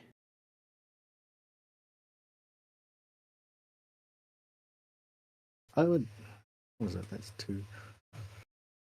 That is a. I'm think that is a 3/4 Swift Recruit. So you can only do 2, and then flip it back to 1. So it's not going to kill the. Not going to kill the Swift Recruit.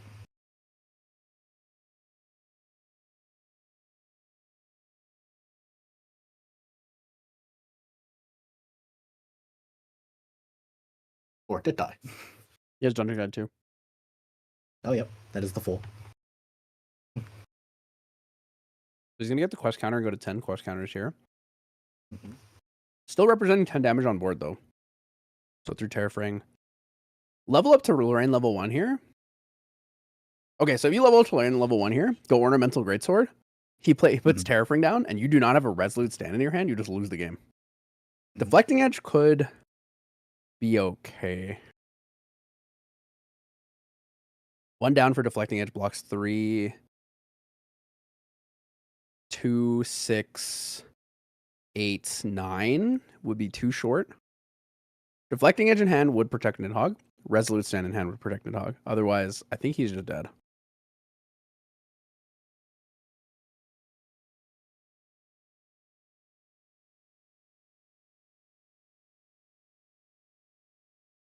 So Ornamental Greatsword is coming out here. He's going to level up with the Swift Recruit. Ornamental Greatsword is going to give 1 damage to Louis Bay. That makes sense. Recollect draw here. I believe this is going to be influence of 10 after draw or 9.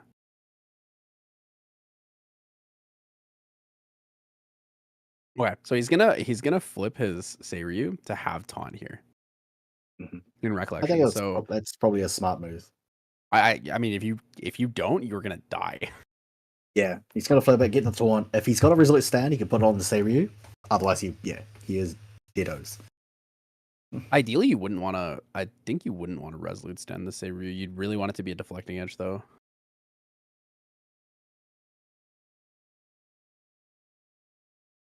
So Seiryu is going to be a 4/12 here with taunt. It does not have enough damage to actually retaliate kill the Lui Bei. But you would probably want to swing it into the. You'd probably want to retaliate into the Lurking Assailant. You'd be willing to take the extra damage after that because you have a Terrafring available to you, right? Mm-hmm.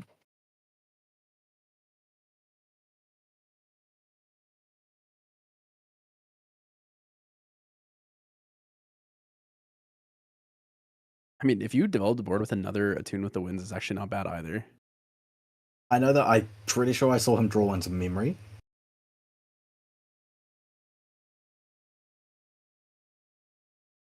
Oh no! So, okay, so the Okay. Dream Fairy is gonna force the Guoja level 2 lineage release. Yep. Do you think he has a second Dream Fairy? I think he's counting on this one. I think he might have a second Dream Fairy. He might have another one. Yeah, the game is over. The game is over. Yeah. It's Seiryu, so sad. Okay, so what's our play here? Yeah, so he's under Tariff. He's under the Tariff ring. He's put down 6 into memory. He's only got 2 in hand. So he is playing Innervate Fury.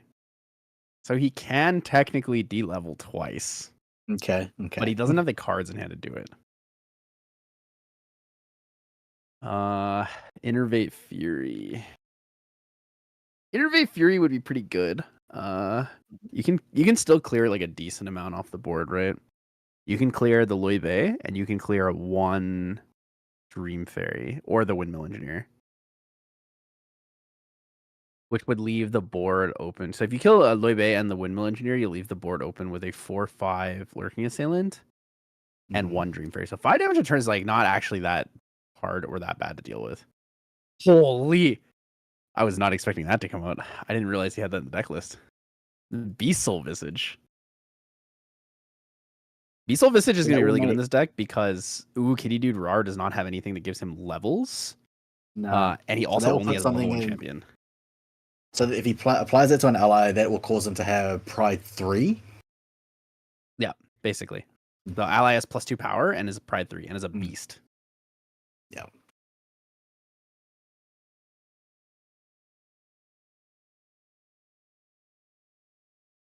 Ah, interesting. Yeah, he does have Innovate Fury, but he's lineage release is level 2. He's gonna go way back to 1. If you go back to 1 at minimum, you can go to 0 and then get your Azurite back. But like, I don't know what's the rest of your game. Like, you can't go back to 3. You basically have to stay at 1. I don't know. Can you even recover in that situation?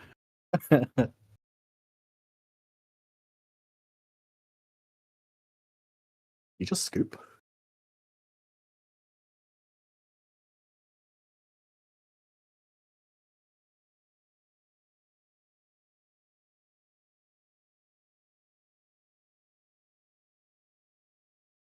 He's Serum of Wisdoming. He's digging. He's trying so hard to find the out. What is the out? What is the out? Can you even realistically get the dragon again? You can through Fate's Zone of Heaven just to gain 5 quiz counters. But he doesn't have the influence to do that. Yes. Yeah. Because you can continue to gain gain quiz counters again. Guys, I think he's just dead. Yeah. So if you have the Terrafring on the field, you just don't flip Seiryu immediately, right? You just wait. You let them swing into you once or twice, and then you say, okay, cool, Seiryu flip, now I have taunt. Yeah. I think it would have been fine to take some damage. Flip Seiryu. Also, that is an interesting point. Beast Helm on his own DG would have been kind of funny just to make it stronger, but kind of denying your opponent of having a 4/5 is pretty good too. Or I guess in this case, a 6/5, because they would have the Beastal Visage. Yeah, that was that was interesting. Yeah, so remember, guys, like because it is an activated ability and it doesn't explicitly say slow, you can activate your Shenju. Like you can transform your Shenju at any point. And if it just says taunt, that just means that like you can just stop them from attacking your champion partway through, right? You use your Terraforming, you force them to pay into the attacks. They swing once. Mhm. Now they realistically cannot kill your Shenju under any circumstance. Now you flip your Shenju. Now they have to choose to swing into it or do nothing. If they choose to swing into it, you can retaliate and kill something, right? You can retaliate and kill the Lurking Assailant or the Windmill Engineer or whatever it is, right? But at least let some of it come through first. I think the best play is honestly to take all of the damage and flip it on the absolute last time you need it. Like before damage on the last one, you flip it and you say, okay, you need to have the answer immediately in hand, right? Because if through Terraforming, if he pays 2 for the Loy Bay to hit you for 4, you take 4, go to 18. Pays 2 for the Lurking Assailant, puts you at 22. Pays 2 for the Windmill, puts you at 24. You can now flip your Shenju, right? Like right before you take the 24, you can flip. Or if you're afraid of like a Tempest downfall, you can flip before that if you really need to. But at this point, like your opponent has put down 4 or 6 cards and can no longer pay for more than 1 Dream Fairy or more than 1 Arrow Trap. Yeah. So you basically have to bait them into using their resources to hit you, and then you can flip when there's a safety net where you're like, okay, my Goja level 2 can protect me. Versus like in this situation where Nidhogg played it so early that the opponent said, cool, I have 2 Dream Fairies. Like you literally can't do anything against my 2 Dream Fairies, which is exactly what happened. But the biggest thing is he needed to have the Seiryu's command to find lethal to push damage, and I don't think he had it. I think he just kept trying to dig as hard as he could while staying alive. What could he possibly been digging for? A Seiryu's command was also another question. Right. I think you need a Seiryu's command. You play it and you win. Because I mean, you're gonna get the Banish Arcane double in power. What's actually interesting is that he doesn't play Seiryu's command. No, there's no way he doesn't play Seiryu's command. There's no way. He has Suzaku's command. There's no way. There's no way. The list. No. There's no way. There's no way. There's no way. Like Suzaku's would be like a sideboard card if you're afraid of Veiling Breeze, right? Yeah. I would like granted Seiryu's command is actually an incredibly hard card to obtain. You know, he may just not have them. Or it could just be a deck choice kind of thing. Deckless choice. I feel like you probably don't want to play Seiryu if you don't have Seiryu's command. Right? Like I feel like at that point you should just play Suzaku or like some, Yeah. Honestly, even Byakko is probably fine. You just don't have like a lot of surprise. I mean, never mind. You don't have a lot of suppress mechanics. It's like, it's just. I think that the key to playing Seiryu is to at least have the commands in the deck, even if you don't use them to find lethal. They represent so much potential damage when you are level 3, right? In an ideal deck, a Seiryu's command would have been fine. Would be ideal. You'd put those, but if you can't get them, it is what it is. Like 1 Seiryu's command represents 15 damage. Yeah.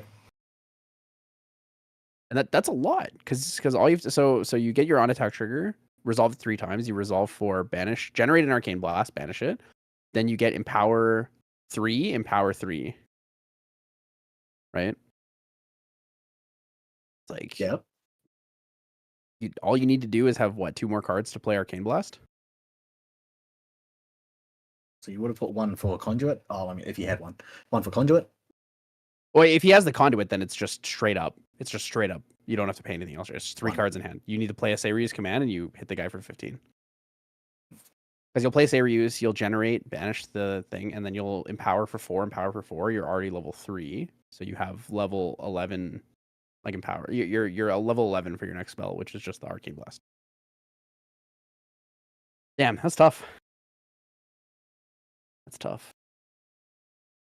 Yeah, as long as you flip that Shenju before damage on the ally that before the one that will threaten like lethal on you. Yeah, that would have been the smart play. It's tough. I think, yeah, we were just banking on, if you saw the series come out. Oops. On the plus side, it's fun seeing cool decks, seeing different things. It was very interesting. I really liked Uwu's deck. I'm usually not a fan of the decks that have like a lot of 1s and 2s and 3s. I get that you don't want to see a lot of these cards most of the time, but I'm not a fan of like crazy ratios. There's some people playing in here with no sideboards. These are interesting deck lists. Hmm. Our good friend Mr. Bob Sherville has no sideboard. he's just like, I grabbed the first deck off the shelf and we're playing that today, guys. Nice. There's some interesting decks in here though, like this week. I think there's like neat stuff that you guys could see. Well, we have 2 more rounds. We will see hopefully we see some more interesting decks. Yeah, there's definitely some fun ones. I think one of the decks I want to see is I want to see people play more Wind Diana. And I want to see them play at like Yeti level. I want to see some Wind Park Ranger kind of Diana. There's a lot of spicy Wind Ranger cards that have come in. The Imbue 2 and the Imbue 4 Captain Archers. A lot of neat stuff. Either way, we have 2 more rounds upcoming to you guys. We'll probably be going to a short break here. I say a short break. There's 20 minutes left in the round, so a little bit more than a short break. But this will be the last round. I am joining you guys. I will be heading off to Taipei to attend the Southeast Asian Nationals. But you guys will have wonderful casters here for the rest of today's event, as well as for the Yeti Online Regional this weekend. So again, reminder, if you guys haven't signed up, sign up, pay, the usual stuff. Please follow all the rules that Andy requires, as always. And please subscribe to the channel here at Serene Balance Productions. We're very close to 500 subscribers. I think we might be over it. I'm not really sure, but it really depends on whether or not you guys subscribe because you love drawing cards. So I'm gonna miss you guys. I'm gonna miss you guys. Good luck. I'll see you guys in like 2 weeks. Yeah. I'll see you guys in 2 weeks. But thank you guys so much, and we'll see you back here in about 20 minutes. Thank you.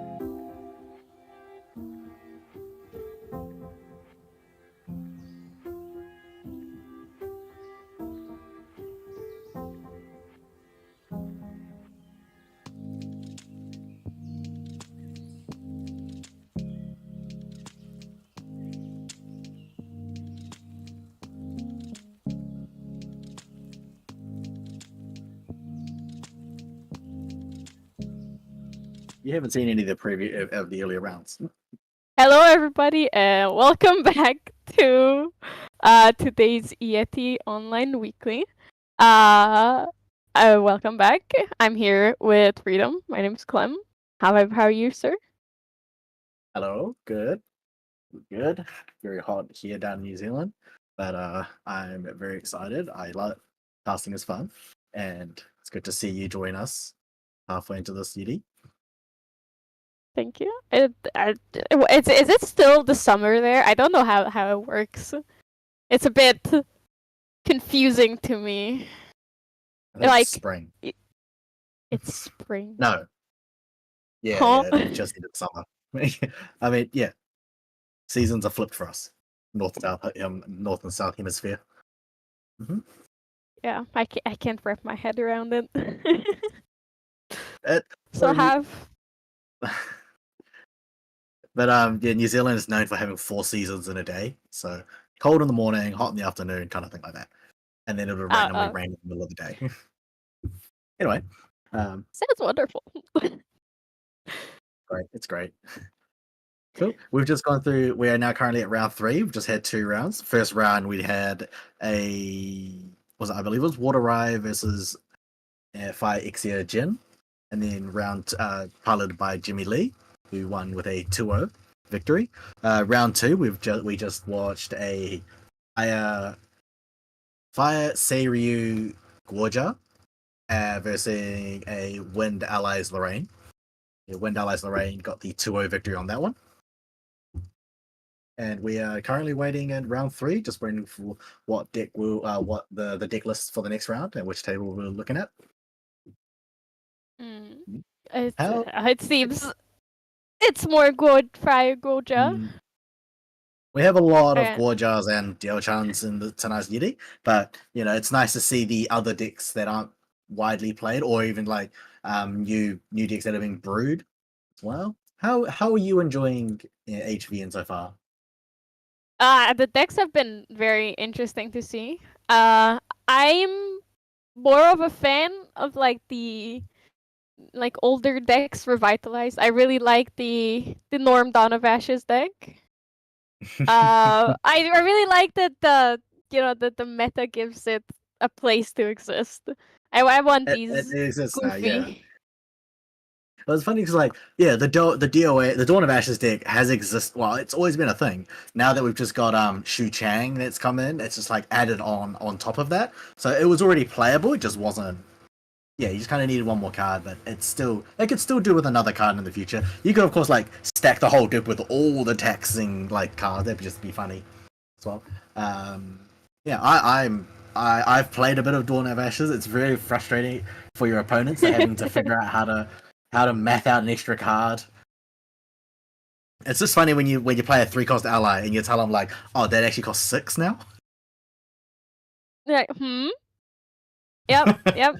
It is a bit of a shocker when you're like, oh yeah, I can play my 2 allies this turn, and then you realize it costs your whole hand just to play one. It's funny when like an ace in particular now suddenly costs 7 to play. Good luck playing that. Pretty good. Yeah. Oh yes, here we go. So now we've got the next pairing. So we've got a Fire Agro Gorja with Suzaku. Suzaku Viridian Protected Trinket versus a Water Serene Nico. It's very interesting to see how people are working on Nico after the Icebound Slam ban. It definitely changes the whole deck. You know, you have to replan because there's no easy mill anymore. It seems you're in the game already. Yes. So we've got, I believe that's Junebio who's opened with first. Looking at the Nico deck list, I see, which is actually interesting, some new cards replacing the Icebound Slams, but also kind of varying up. Quite a lot of we've got Imperial Panzer, Imperial Recruits, 2 cards that use the foster effect. One that needs to be fostered and one that gives fostered. Ooh. There is a turn 1 The Slow Fairy on the Veteran Blaze Bearer. rests it, Yeah. keeps it So I see dormant relic, and EP. the Relic of Burning Embers is a very cool card to play first when you're going first. When you open it, allows for any so the veteran Blaze Bear would have taunt, would be taunt on the on enter, and then next turn lose that taunt and just start attacking, which could trigger the embers, the Relic of Burning Embers, dealing 6 damage. Ooh, what's that? Yeah. I believe there may be Oh, I forgot. there sideboard. is a sideboard error here. I think it's Chunibyo had a smoke bombs in his material deck. Oh, Yep. actually, I think because this is obviously not a competitive event. I think Geos has just allowed him to switch it out very quickly. Seeing as he's leveled up to level 1, which reveals his whole material deck. He did have a smoke bombs, but his opponent allowed him to just swap it out. Very kind. So yeah, it's an easy fix here. This early in the game, I don't think. People can be quite lenient there. Definitely, there is those the Gorja playmats are very Stone. pretty. Yeah. The Gorja is the art in HVN is just fantastic. Yeah. The quality of the the art in the game has just gone so high. It's wonderful to see. I just love the background art of the Gorja cards. Vermilion Decree. Yep. It'll be 2 to Slivery, 3 to Champ, which will trigger 2 quest counter effects of the trinket, but of the protective trinket. No, not protective. Sorry, I was looking at the wrong one. The Fabled Ruby Fate Stone, but it's just been frostbinded. That is unfortunate. Reveal your whole hand just for it to go away. Well, it's almost your whole hand. Fire. It's a rough matchup. Fire aggro is quite rough into any water decks with any decks with interaction like that. What could we possibly see going under that Quicksilver Grail? My guess would be a Vapish. I probably think a Vapor Jet Shield. But he's not Nico yet. It could also be could be what's the other one? Smoke bombs. Smoke bombs is always a good one to protect any allies he's gonna bring down. Possibly one of the Imperial Panzer, I think, is the one that Foster gains. It's a 2/2, and on Foster gains 1/2. Yep, it is the Panzer.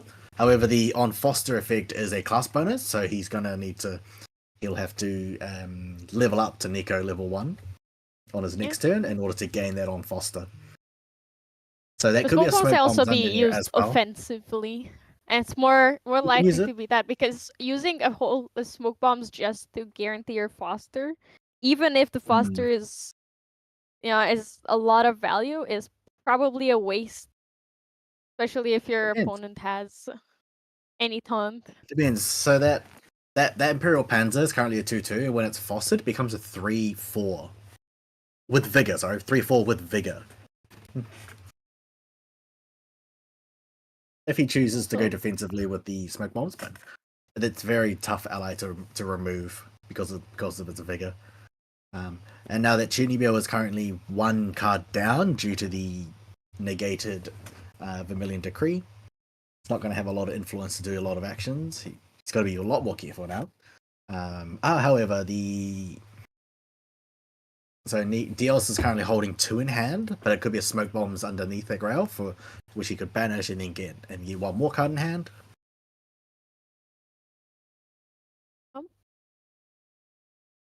Roja already starting to accumulate those quest counters with the recollection damage. There's a baby red slime with the class bonus, because Gorgia is a tamer.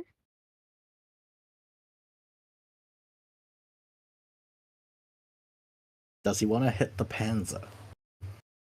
He- It will kill the Panzer easily. On attack, discard. Or no discard. it's- Choosing not to we discard. like The May Panzer will- triggers. Yeah, you're right. Hmm. It's gone. Alright, so it may not have Heroes been a of split Caesar. one. Could still be one though.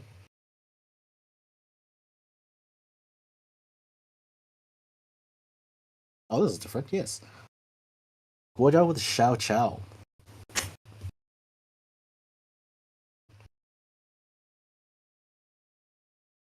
Honestly, it's pretty good. That usually we see like Fire Xander or Fire Lorraine is the more aggro deck, so I really like the Hmm.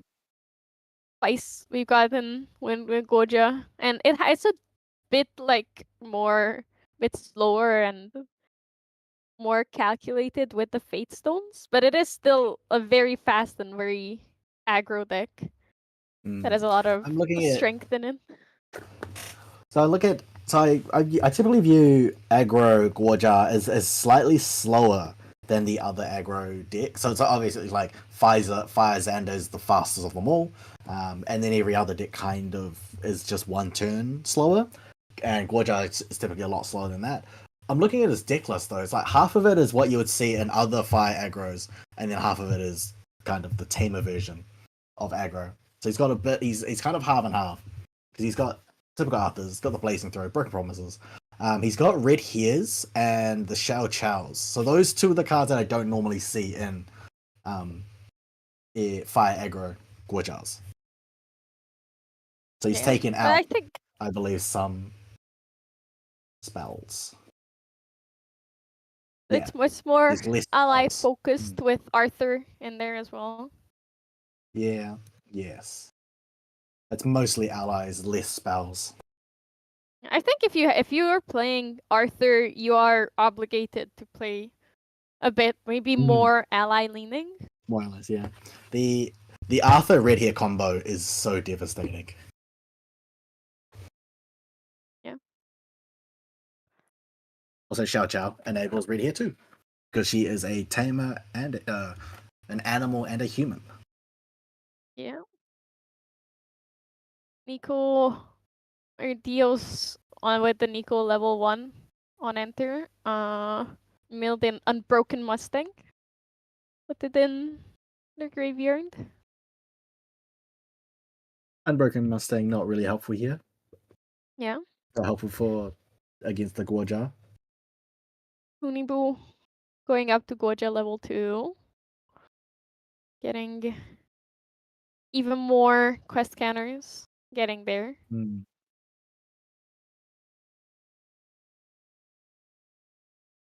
Normally, so fire aggro Guoja, the level 1 variant, one that doesn't go to 2 or 3, can normally get Suzaku pretty quickly. Adding the level 2 and level 3, I think just for more health, right? Oh, the Heat of Vengeance getting negated. I think Chunibyo is quite stuck because he's just low on influence, so everything just is just going to get responded to. It's a lot harder to get that and get the aggro plan going when you cannot play any cards.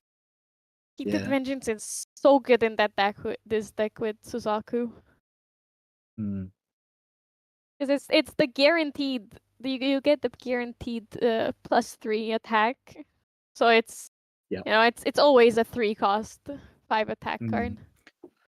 The Ruby, the Fabled Ruby, the Fate Stone synergizes very well with Heated Vengeance. Ping 1 to yourself, enable, get 5, do 5 damage. Very strong card. Backup Charger. It didn't have the influence to use the Backup Charger pre-recollection, so it's just kind of sitting there waiting to be banished. This is also not something you see very often, that the fire aggro deck and the Nico are on the exact same amount of damage counters.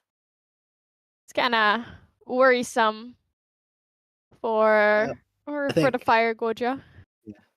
For Fire Gorger, I think the game has kind of dragged on a bit too long now because Agro wants to finish the game really quickly, but he's just getting Oh, responded to every turn.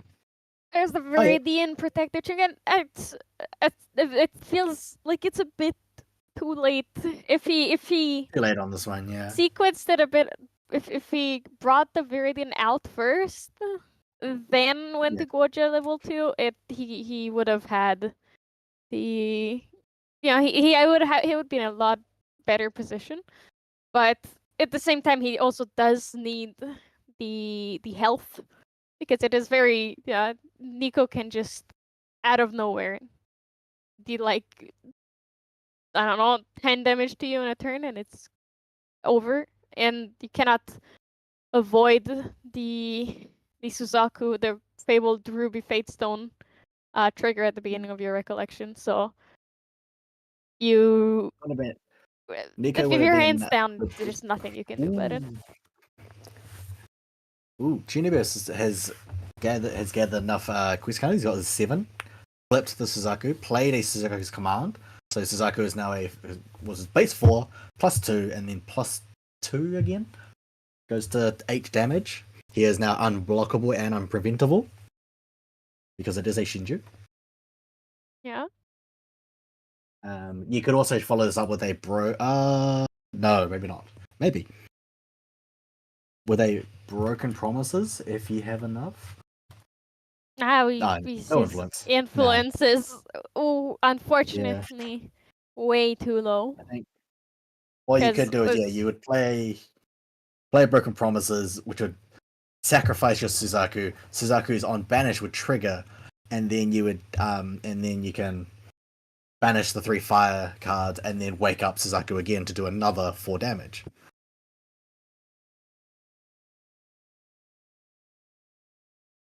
No, maybe not, because that Broken Promise wouldn't actually resolve properly. Well, He the only has card 2 fire itself has cards. to, it's an additional cost. Yeah. Yeah, but the Broken Promise itself would be the 3rd fire card. I think I just miscalculated that one. But It's okay, because Chunigo influence has too the- low, unfortunately, anyway. Yeah. But now, Dios has to find an answer. I think Or like, influence is so important for Gorja. I don't know about that's why I'm quite hesitant about having level 2 and 3 for an aggro deck. I mean, level 2 effect is just good. It's the you can banish 2 lineage for a release card. it even if it's the top card in your lineage. You can, if you're insanely strapped for influence, or like you have cards that you just cannot play, you can cycle them with her. And if you're short on quest counters, or you need to flip your Suzaku immediately, you still just level up. Okay, I agree. Yeah. Revitalizing cleanse. That's 2 two Storm Storm Thorns, of 2 Thorns with the fusing block and 2 Fracturize. Well, some of those cards are not the most Those are useful cards in this that, matchup. Storm Thorns would be great. It's not. Storm Thorns is a good card. Chunibyo doesn't want to see that. The Fracturize could Fracturize the Trinket if he wants to give him the Fractal. But that would give, like that. yeah, that would help with the influence problem. Mm-hmm. Here we go. Impact Hammer. The mirrored camera view is throwing me a bit off of being able to tell these cards immediately. Heated Vengeance doing 5 plus 2, doing 7. Suzaku doing 4. It's 11 damage on the board. Xiao Xiao doing 1 more. 12 damage.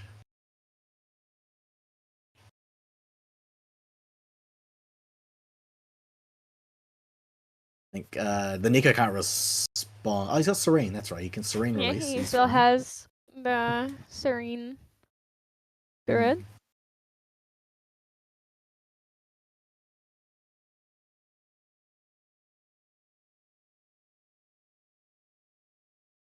It'd be. Oh, it's still exact, isn't it? Because the Suzaku swings for 4 here. Oh no, it's one shy, It's a one shy. 19. She's one Yeah. shy, yeah. Nico level 1 is 20 health. Yeah, yeah. Guardian things. Mm. You choosing to go level 2? I think he wants to. He's going to go level 2, get some extra health. Oh, there's Nico Whiplash alert. Vanishing 2-star of Thorns. Oh, Unfortunate Oh. to see.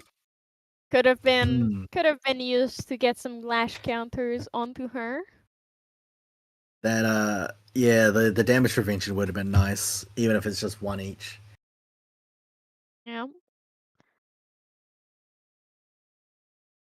1 each is still, you know, 1 less. Mm-hmm. Then Palace Guard, yes, 1/3 is taunt. Class bonus has retort 2, so it's a potentially attack retaliates back for 3. I love this card though. Very good taunt. And you can switch this out. You can take this in place of Stalwart Shieldmates because it can attack back. yeah. It costs 1 more and has no float, so it's really dependent on what you want. But if you would just want to be as aggressive as possible, or in an allies matchup, it is definitely the better choice. Oh, there she is. Goja level 3. Using to, yes, you. Get the recover through Oh, there. that's There right. is Yes, another. because Suzaku is flipped on the field, the level 3 is 3 cheaper. It costs 3 less.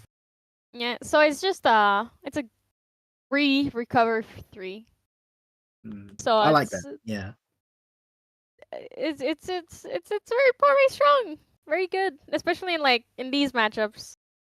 I guess all of these cards are very much for these ally matchups. Like recovering won't help you against a burst asunder deck too much, but in an allies matchup or in something like Nico, it is definitely a lot stronger. Would you like to look at these players' sideboards? Yes. Currently looking at Chunibios. It's got a smoke bomb, 3 expel the departed, 1 blaze at bowman, and a flame wreath call. At the moment, that's all I see. I'm not sure if he's got anything else.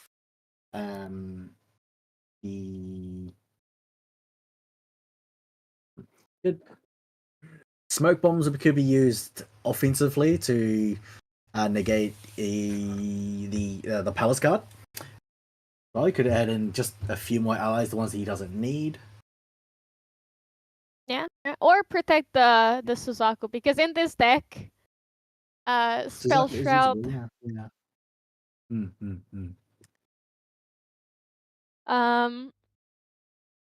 So and in this matchup, Spell Shroud is not gonna help you that much. Nico is not known for using spells. So so I think it's definitely going to come in. In the meantime, we also did get the full sideboard here. There is 2 Restorative Flames, a Shatter the Brittle, 2 Smokeout, and 2 Under Fires there as well.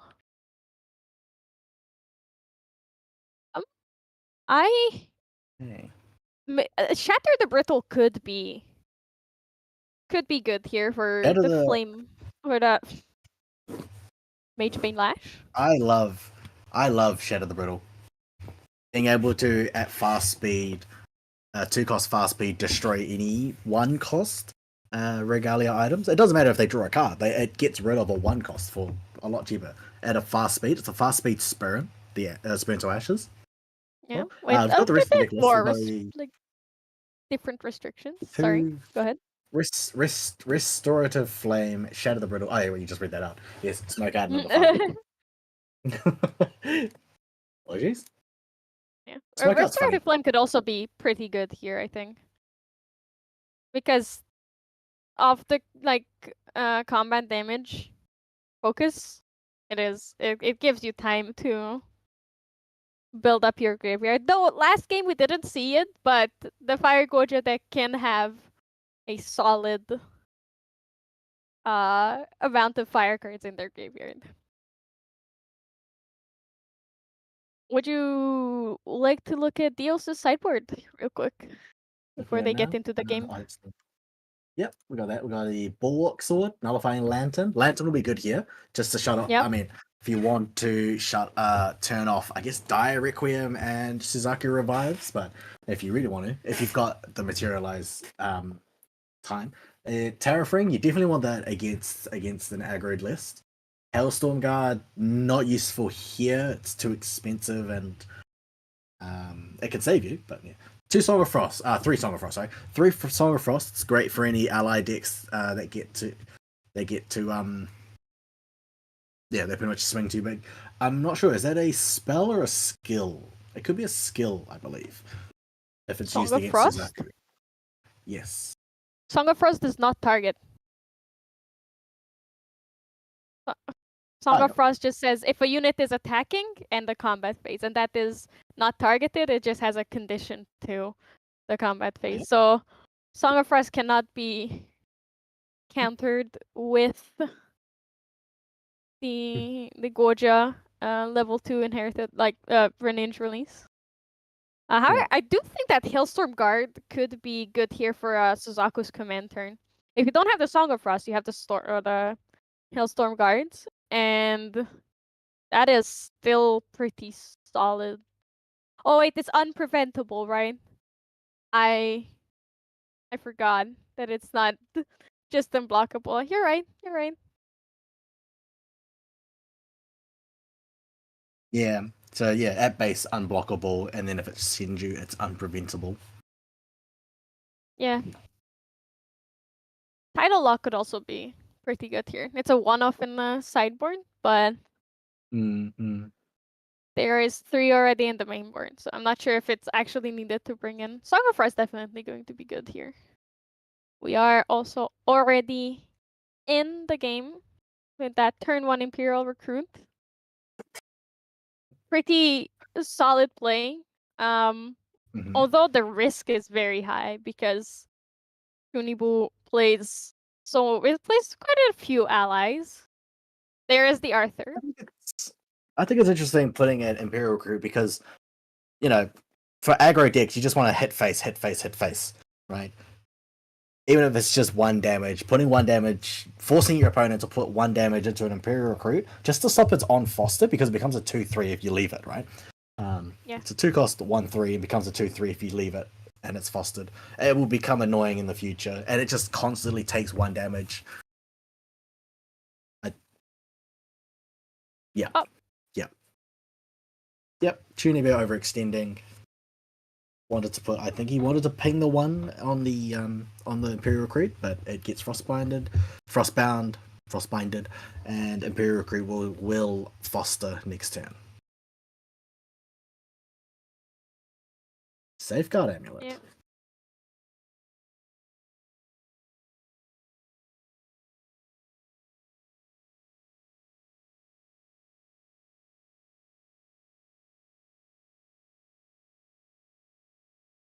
Great Amulet is a good pick here. Although I think it might have been better to try and to get the backup charger early, so Dios doesn't have to worry about the keeping their cards in hand later and can just play defensively. Okay, I think just realizing the Arthur. Oh yes, the Arthur was not immortal because it attacked the Imperial Recruit instead, just to prevent its on foster effect. Yeah, didn't think that Dios could have the damage to take care of Arthur immediately. Unfortunately, ended up being wrong.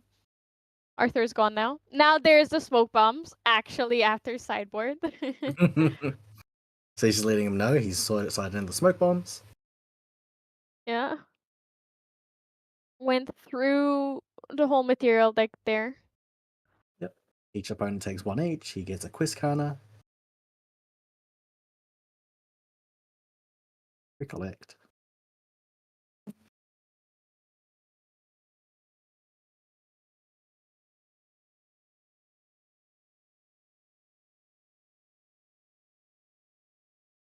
Dios has an influence of 4 currently. 1 card in hand only. Now is the time to overextend. Well, not really overextend, but It like is, yeah. go hands down. I think just go Because- all out on this one. Yeah, there's very little that Dios can do with 1 card and a spirit and a dream. And a dream. Their Vermilion Jeez. Decree is solid. Take care of the board. Mhm. The Xiao Chao. The Coiled There's Face Down, Chow Chow, and Relic of Burning Embers. Yep.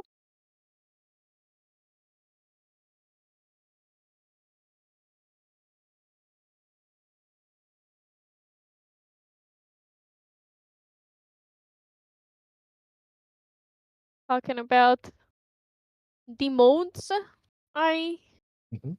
I'm pretty sure Believe which they- one to do. 3 to Champ, 3 to Imperial Recruit. He didn't draw, so. So that will give him 2 quiz counters. Yeah.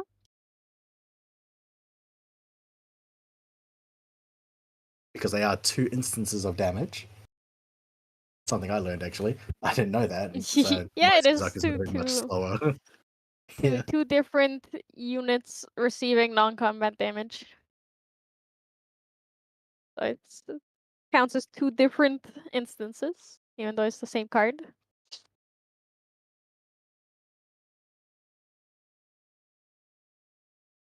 Once again, the Imperial Recruit attacks.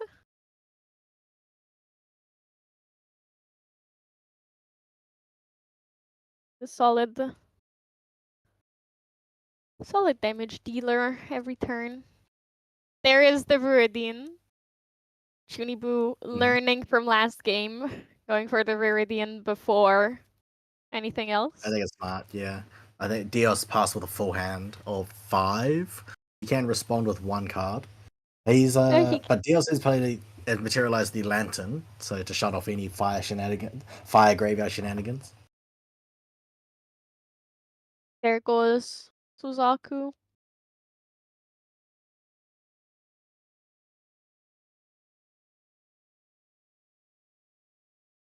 Chunibu with a 6 currently.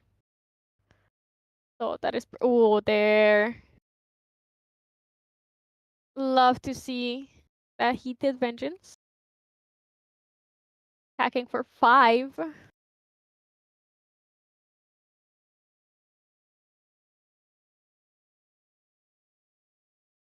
Yep. Let me know. Taking 1 from the Fate Stone, and then 5 damage right there. Easy 5 damage. Easy peasy. It is. It's scary. Dios's hands are forced to level up next turn. Because if he doesn't, he's in a very fragile spot. Fracturizing the Nullifying Lantern here. Trying to make sure that Chunibu cannot do any fire shenanigans. Did he pay the extra 2? No, I think. Oh, yes. Checking. Yes.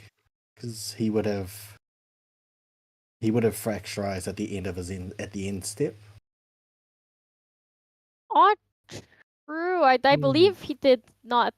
He did have enough. He did have enough cards for it, and he did level up from the Fracturize, so ultimately, it doesn't change the game Yeah, state that it much, it but doesn't change. No, it doesn't. it Just have to be is. sure. But you're still correct that it was incorrect, and he needed to pay. He had enough. Yeah, no. He had enough in Yeah. hand, and he was just going to use it for the floating anyway. Nothing changed. So, Nothing changed. But yep. keep Nico that in level 1. mind when you play some play cards.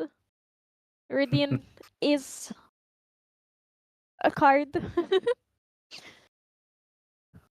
Shunibu thinking so if he should level up here.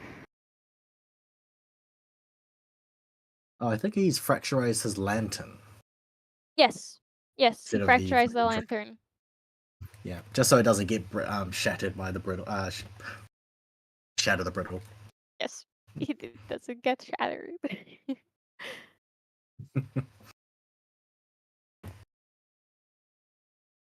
Generally, it only kills 2 cards. Well, not kills; it just neuters. So the Dire Requiem, which gives you 1 wolf, 1 dire wolf, and then just banish another fire card from the graveyard to get a second dire wolf. But you can play with. You don't have to play that one. You can play on.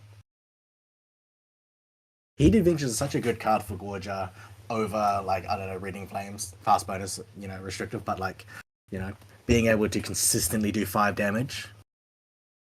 It is a very, very reliable source of damage.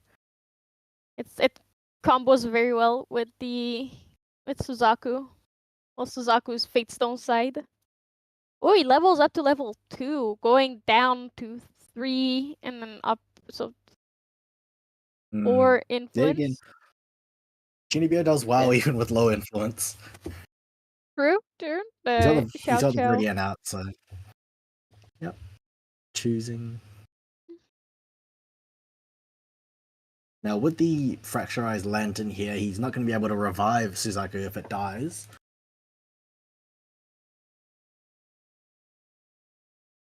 Banishing the safeguard amulet.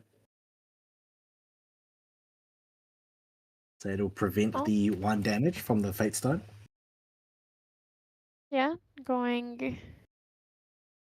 staying on 10. However, if Shunibu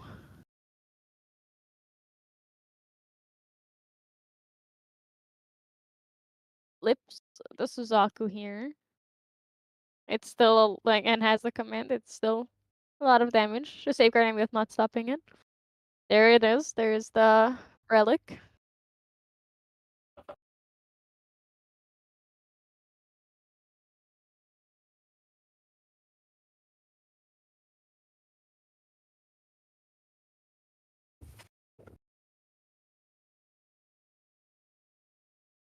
Both of those Imperial Recruits are fostered. Well, one was fostered earlier, one is fostered now. The second one's fostered now. I Hard think, to tell yes, which one is which without an indicator. I think they're both fostered now. I think I can see the Ruby Fatestone is currently at 7 quest counters. He's just choosing not to flip it. Because it is very vulnerable. Smart. It is what happened last round with the Serio. It flipped and it was gone. So if you cannot get the value off of it with the nullifying lantern, it is not worth it to flip your Suzaku and lose it immediately.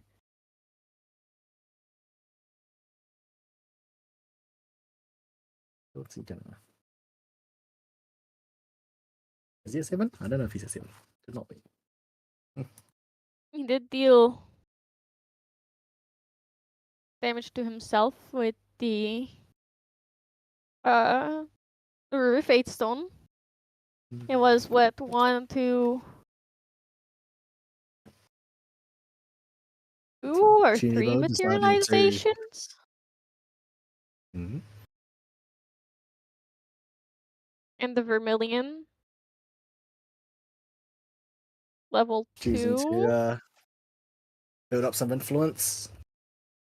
Yeah, that is that is 8 quest scanners now, so yes. Mm-hmm. It did work. Also, possibly just digging for the Suzaku's command. Dios has a full hand of 6. 7. Yeah. Could possibly be a bit up to 7.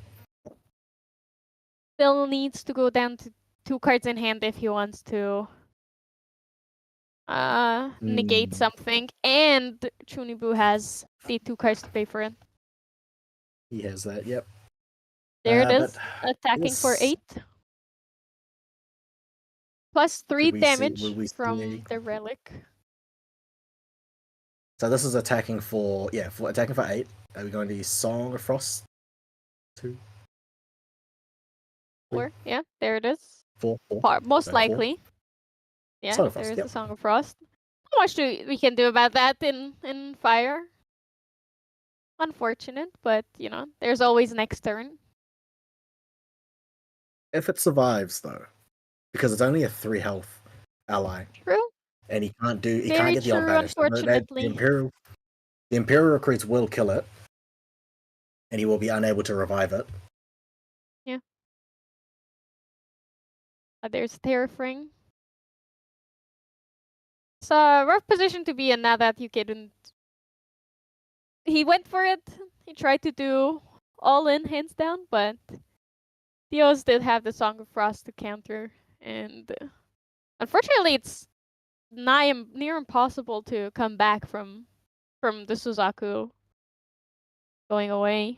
No, once he loses at Suzaku, trying to get more damage in, you really wanted the 8 damage from Suzaku just to push for damage. I mean, he would have. It would also, have been lethal last turn because would have been lethal. would have Sorry, been yes, 8 it would have plus been 3 from the Relic of Dancing Embers. exactly. Yeah, just realized. Yeah, 8 plus 3. There he goes. Unfortunately, Suzaku is gone, and he cannot even come back. Yep, no one banished. So Song of Frost cannot be cancelled by the lineage release of Guoja level No, 2. because it does not target. The lineage release only negates cards that are cards or abilities that say target.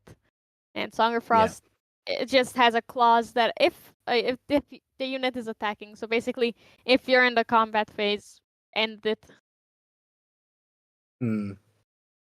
Yes, you may banish a card. If a unit is attacking. It just says a unit, not even a target unit, just a unit. Oh well. I mean, it would be a lot weaker if it was target, and it also wouldn't make too much sense because you're already in the combat phase, so why do you need to target the unit that is attacking? True.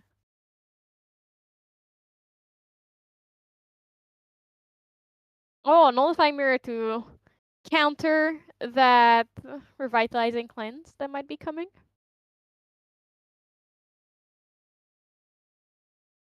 So Dios would have to play 2 of them to recover. And Chunibu the ability to just try and find an out to his predicament. Doing a lot of math here. But Dios still has a full hand. And even with the Viridian Protective Trinket, he can play a card easily. Especially with the Fracturized Notifying Lantern there as well. Rococo coming in for 2 damage with an influence of 3. Storm Taunts? Yep. That will negate the 2. Well, prevent 1 of the damage, but Rococo will take damage. And Rococo also cannot attack. Wonder if I don't think Rococo is taking any damage from the Unenter. Oh right. It's Because it's not Rococo dealing the damage. It just says deal. It's just the Unenter, yes. So yeah, I would have to say Rococo Rococo deals 2 Rococo, damage. Correct. Yes. However, Rococo herself cannot attack now.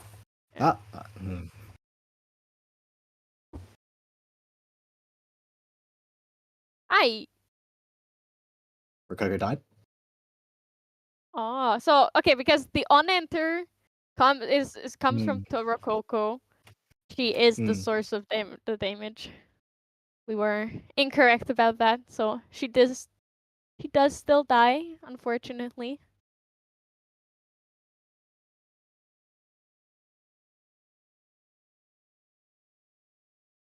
There is the coiled fate fine. stone. No cards to discard. Yeah, it's a bit rough, but yeah, it's still a consistent source of damage here.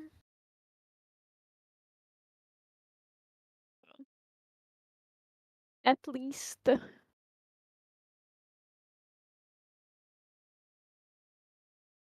Shunibu has that. This is still a very rough spot to be in because Dios does have consistent 4 damage on board. So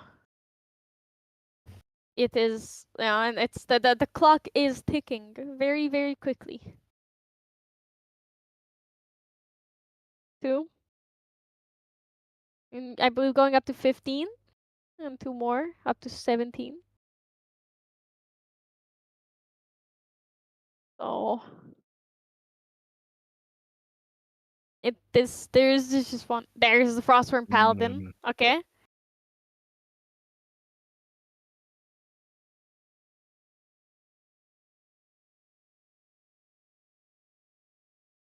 There's 3. Yep, they are 20 damage. Goches at 20 damage. Just 2 more. Does Dios have it? Seems not, unfortunately. Though, getting back from 20 health is very rough when you only have 3 total influence. Chunibu going for the smoke bombs to cycle a card from the memory. Probably not liking their hand too much. Like I said, the mirror doesn't help. I can't quite make out what card that is. Going for the smoke bombs. Drawing a card. Paying with it for the Fate Stone, for the coiled Fate Stone here. Deal a damage, get an H counter. Only 2 more turns until he can transform it. Not sure if he'll survive that long, unfortunately.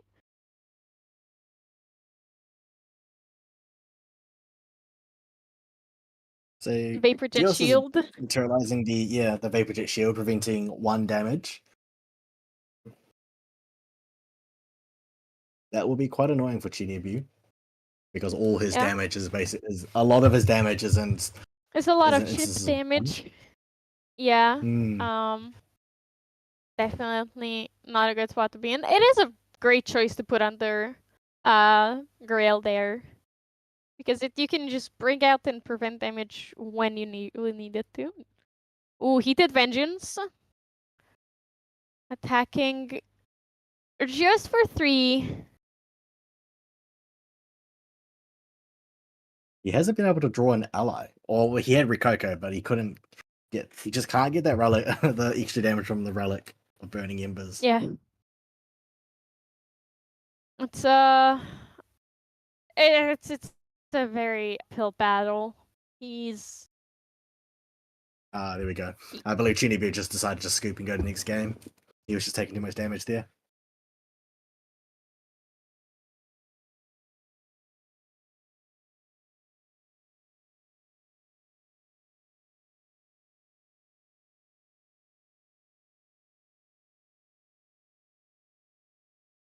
Yeah, I mean, it's better to it's good to know when it's just over for you. Like, if, of course, try and get to your outs and fight for them and achieve them, but it is, you have to know when it's over so you can go and actually win the game, right? That's something that I think people tend to forget. That it is okay to concede the game and then just go to the next one if hope's lost. Yeah. Once that Song of Frost denied the Suzaku, you can't. It was a lot harder to get more damage. Chunibyo wasn't able to get more allies, frankly, because losing that Rococo to the Storm of Thorns, couldn't get the relic extra damage. Trying to push whatever damage is possible. The Heated Vengeance wasn't doing enough damage, and Chunibyo was just chipping each turn with 4 damage. Ooh, as well. Yeah, So the double Chunibyo just ran out of fostered. gas. Yep. The double fostered recruits are kind of rough. You know, if they survive and they get fostered, they are very powerful. If they don't, it's still a good. It's basically it's taunt.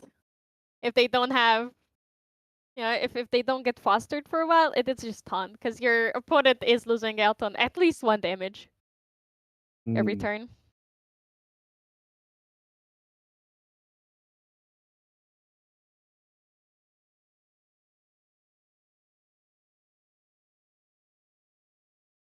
I believe Chunibu will go first here, which is exactly what you want as Fire Goja, as any aggro deck, really. Because you get to build up your influence, like, get to build up your board if it's more ally focused, then just go for it. Although, like, Fire Zender might be the most aggro deck in the game, might be the one that's, like, that prefers going second because of the influence and the amount of damage. There's the Rested Arthur. Guaranteed immortality. Yeah, I think you always want to go first, so then you can level up immediately. Yeah, you get your face stone out. Anyway.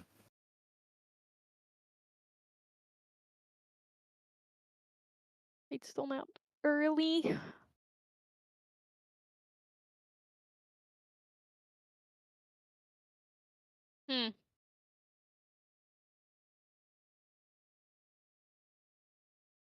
Feels thinking on what to put down to memory.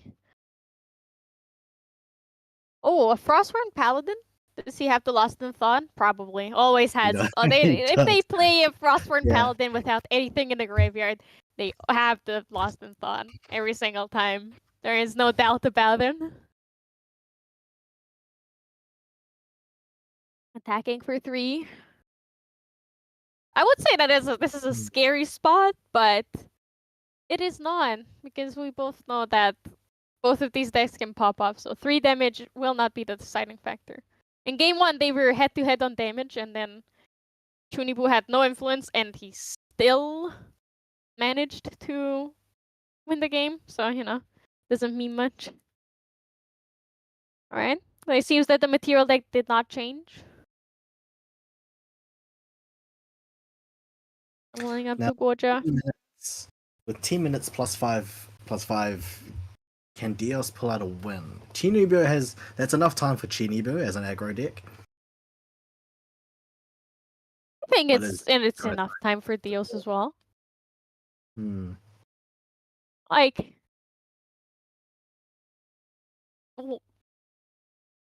this game ended with 50 minutes left. My last game ended with 50 minutes left in the round. So I think it is not impossible. If his hand is good, he can win as well.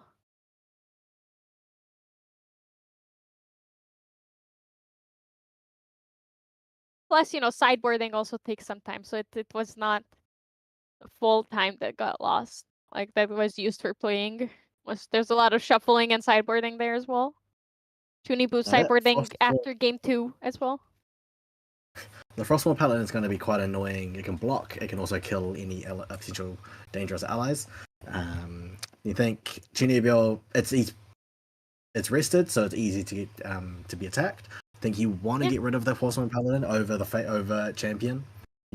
Yeah, this is the time to get rid of it. Otherwise, basically, the moment your Suzaku flips, it is gone. And it seems that is what Chunibu's going for as well. Yeah. Oh, Baby Red is perfect here. Baby Red will be attacking for 3, so even if Dios has a Storm of Thorns, I'm not sure if he has the influence for it, but even if he has Storm of Thorns, it is not going to be enough to stop the Baby Red, because it does get an additional attack from Arthur, additional power. It will take 1, it will die, but they will exchange. Well, Dios will also neg 1 card. So you could say that's kind of a good trade. It is You'd lose a Frostborn Paladin, you'd It lose is- the Baby Red, but also like, Dios even would lose though a card. it's Would not neg a 1 card. 1-for-1, even though it's not a 1-for-1 Mm. trade,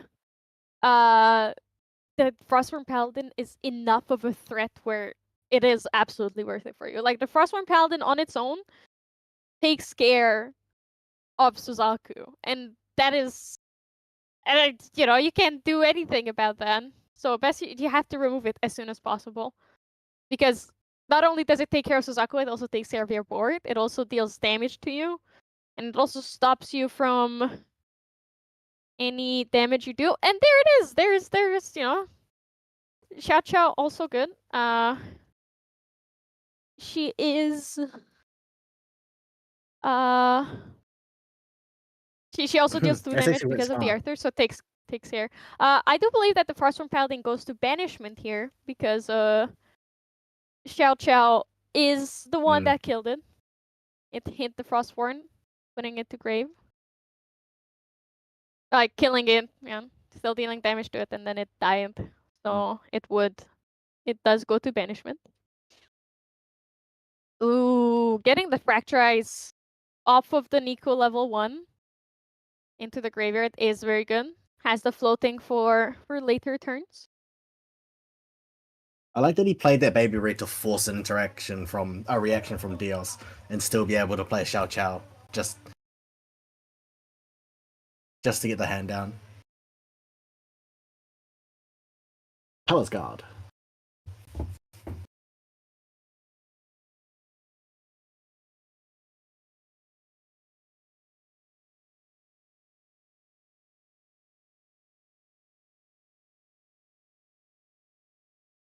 One card in hand.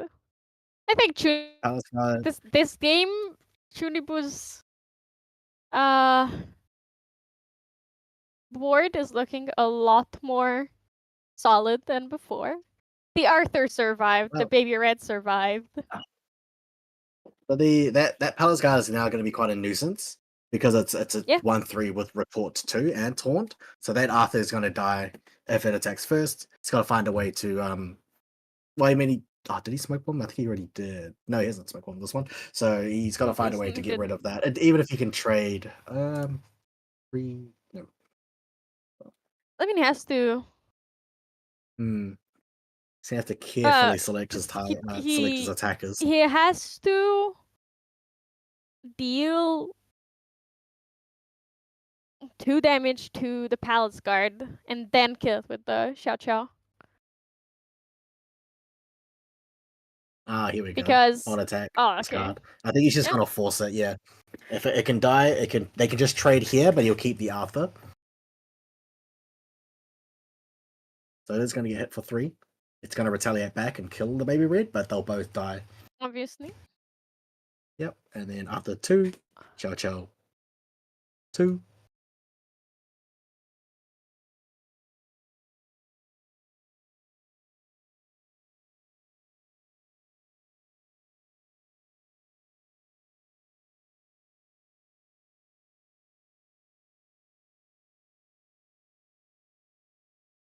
Requiem. Here we go. Yeah. Did This is he the discard? Direwolf Is that Summon one? a Flame Wreath call that was discarded? Yep. That is quite understandable. Hmm. Especially with Oof. Dire Requiem coming right after. Dire Okay. Requiem up with Arthur. You're taking 8 damage. It's a cool combo. The dire wolves look Nice, so nice. cool. Yeah. I had ideas playing Jan Ye as well. When an ally dies, you draw a card. Yeah. So using dire wolves, you can just draw cards from it. Drawing 2 Not cards. sure, there's sacrifice, yeah. Mm-hmm. Uh, Danya is a very funny turn 1 kind of play. Yeah. Hmm. Dio's finally getting the terrafring. It's been such a quick game that he didn't really have the chance to get anything in. Oh, Unbroken Mustang to take care of the Viridian Protective Trinket. Plays his whole hand, however. So Yeah. I always like when I look at Unbroken Mustang, because of how white the horse is, I think that it's an action or something. For some reason I don't have the feeling that that's an ally. Oh. I think it's to do with how it's drawn in the art style, right? Because it's just like a well, literally like a shiny horse. Oh, it's like it's it's just a a very horse kind of like- ethereal horse. It's a horse just jumping in mid and it's just jumping or something. It's like as if it's doing an action. To me, it has a very think it's fun. ethereal aura. Like it just looks like a ghost horse or like a spirit horse. So it doesn't make it feel real. Alright, there's the terrafring popped. Juni will bring the GCR out. Ooh. Alright. Attacking for 5 here. with He did vengeance. Yep, 5. Oh And yes, you couldn't now- afford to play with the other 2. Yeah, Diaz has to level up or take care of the whole board somehow. 5. Yeah. Even then, if he takes care of the board, Chunibu still has Suzaku. And Is he built up? if he levels up, his influence is gonna be very low.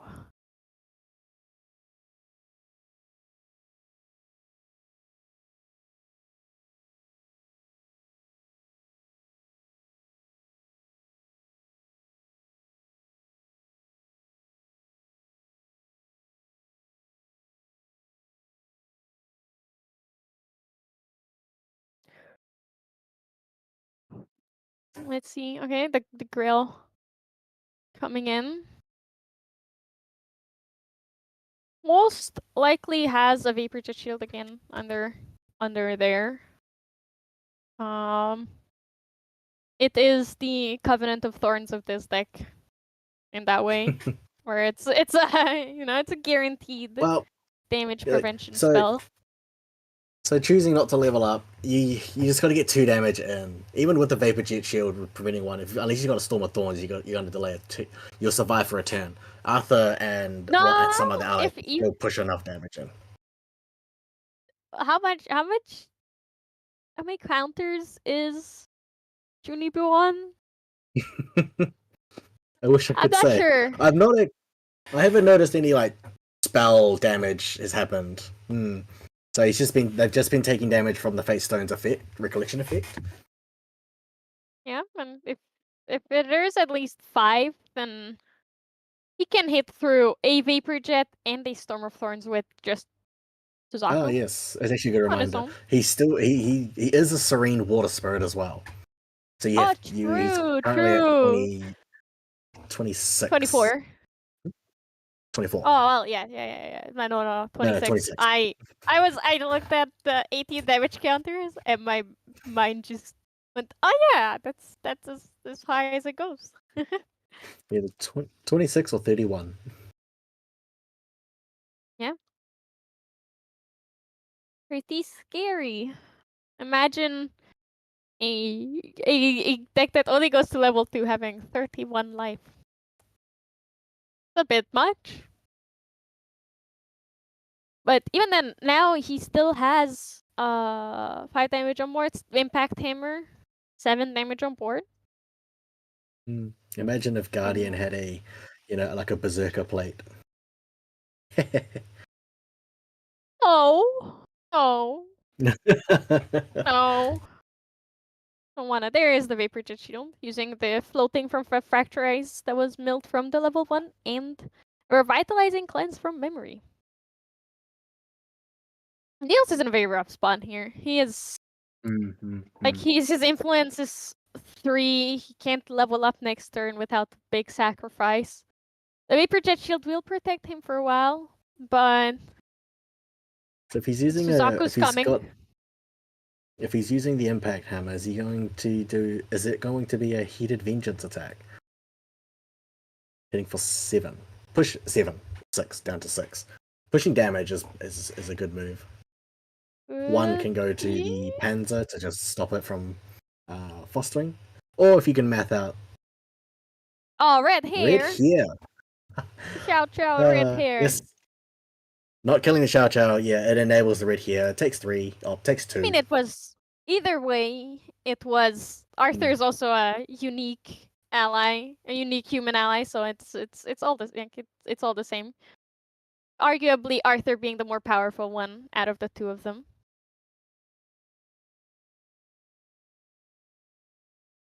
So Dios has Alright, red hair released attacking the for- Serene Spirit, going back down to 14. 12, and it takes 2 to Shunibu 14. thinking whether there's a attacking Cal's guard. Okay. Stopping, yes, stopping. I mean, no, it is the Imperial best Panzer. choice. Oh, Yeah, stopping bad. the on Foster, because that Panzer will become more annoying later if you don't stop its Foster.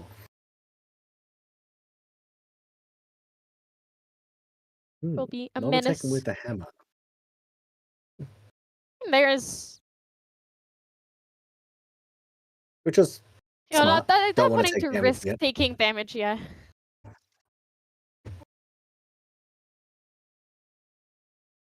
We are slowly entering overtime.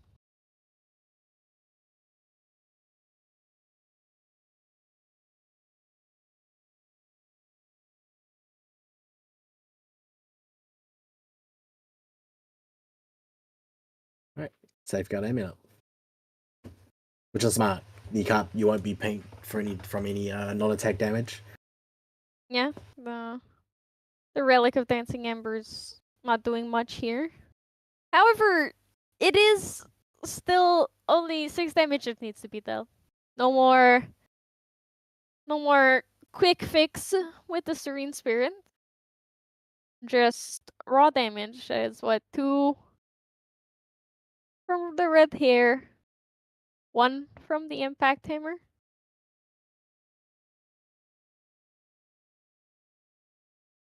Uh, 3 damage, and if he can flip Suzaku, that's another 3 damage. It's exactly 6. Nullifying mirror coming in.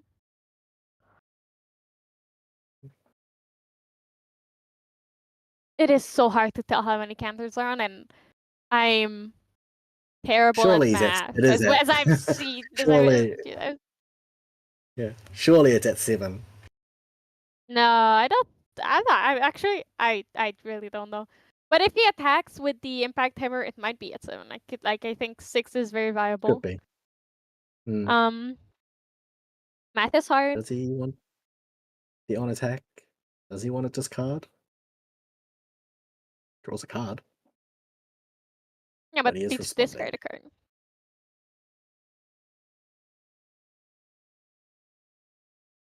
What? Can you recognize that card? I genuinely cannot tell what card that is. Oh, Glacial Evocation.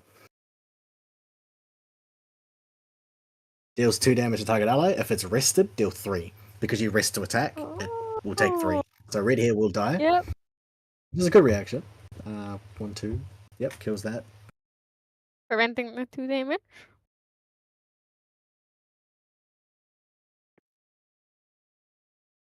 Only needing to rethink the math here. Do some more calculations. That's we're on in overtime with a couple seconds here. So he's forced to attack. Okay. Oh, yep. There's we a go. Heated Heated Vengeance Vengeance attacking for for 6. 7. Down to yeah, 6. It 7 will be minus exact. 1 It's from exactly the full. paper chip. There we go. Yeah. That is, exactly as full. I said, 2. we're going to overtime. It ended. All right. That was a long 2-1 game, victory. but at least we got to see three games this time. Didn't end that fast. That's the thing about like these aggro decks. You've got to really think out how to maximize your damage.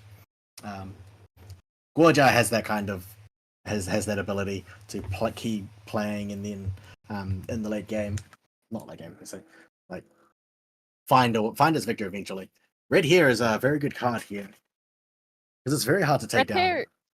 Red hair is a very good card anywhere. I think all of the unique basic element horses are wonderful. Like they all have their own unique strength. They all fit their colors or their elements very well. They are very good in like the base archetype of every element. So I think red hair is fits into the cycle amazingly.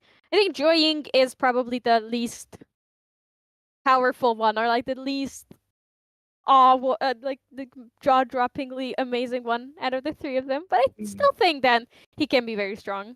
Just there aren't as many powerful and objectively great unique allies in water that you would want to play with like a more aggressive style. However, I do think that there still are, like, Lunette is very good, Nia is very good, and like those are obviously not the only two, but those are like the ones that are close to my heart. They make the game harder to play. They tax you, IRS. They That's are the very one weakness. solid. That's the one weakness to Gorge taxes. An IRS deck will stop it very easily. They don't play around the Shu Changs and Dawn of Ashes very easily. Well, Yeah. oops. We saw the influence went very low here. I think But we're well going done to to take Junibol a to quick get the break 2-1. here. Yeah. Yep. Stay tuned for the fourth and final round. We will be going on to that shortly after this overtime has been completed.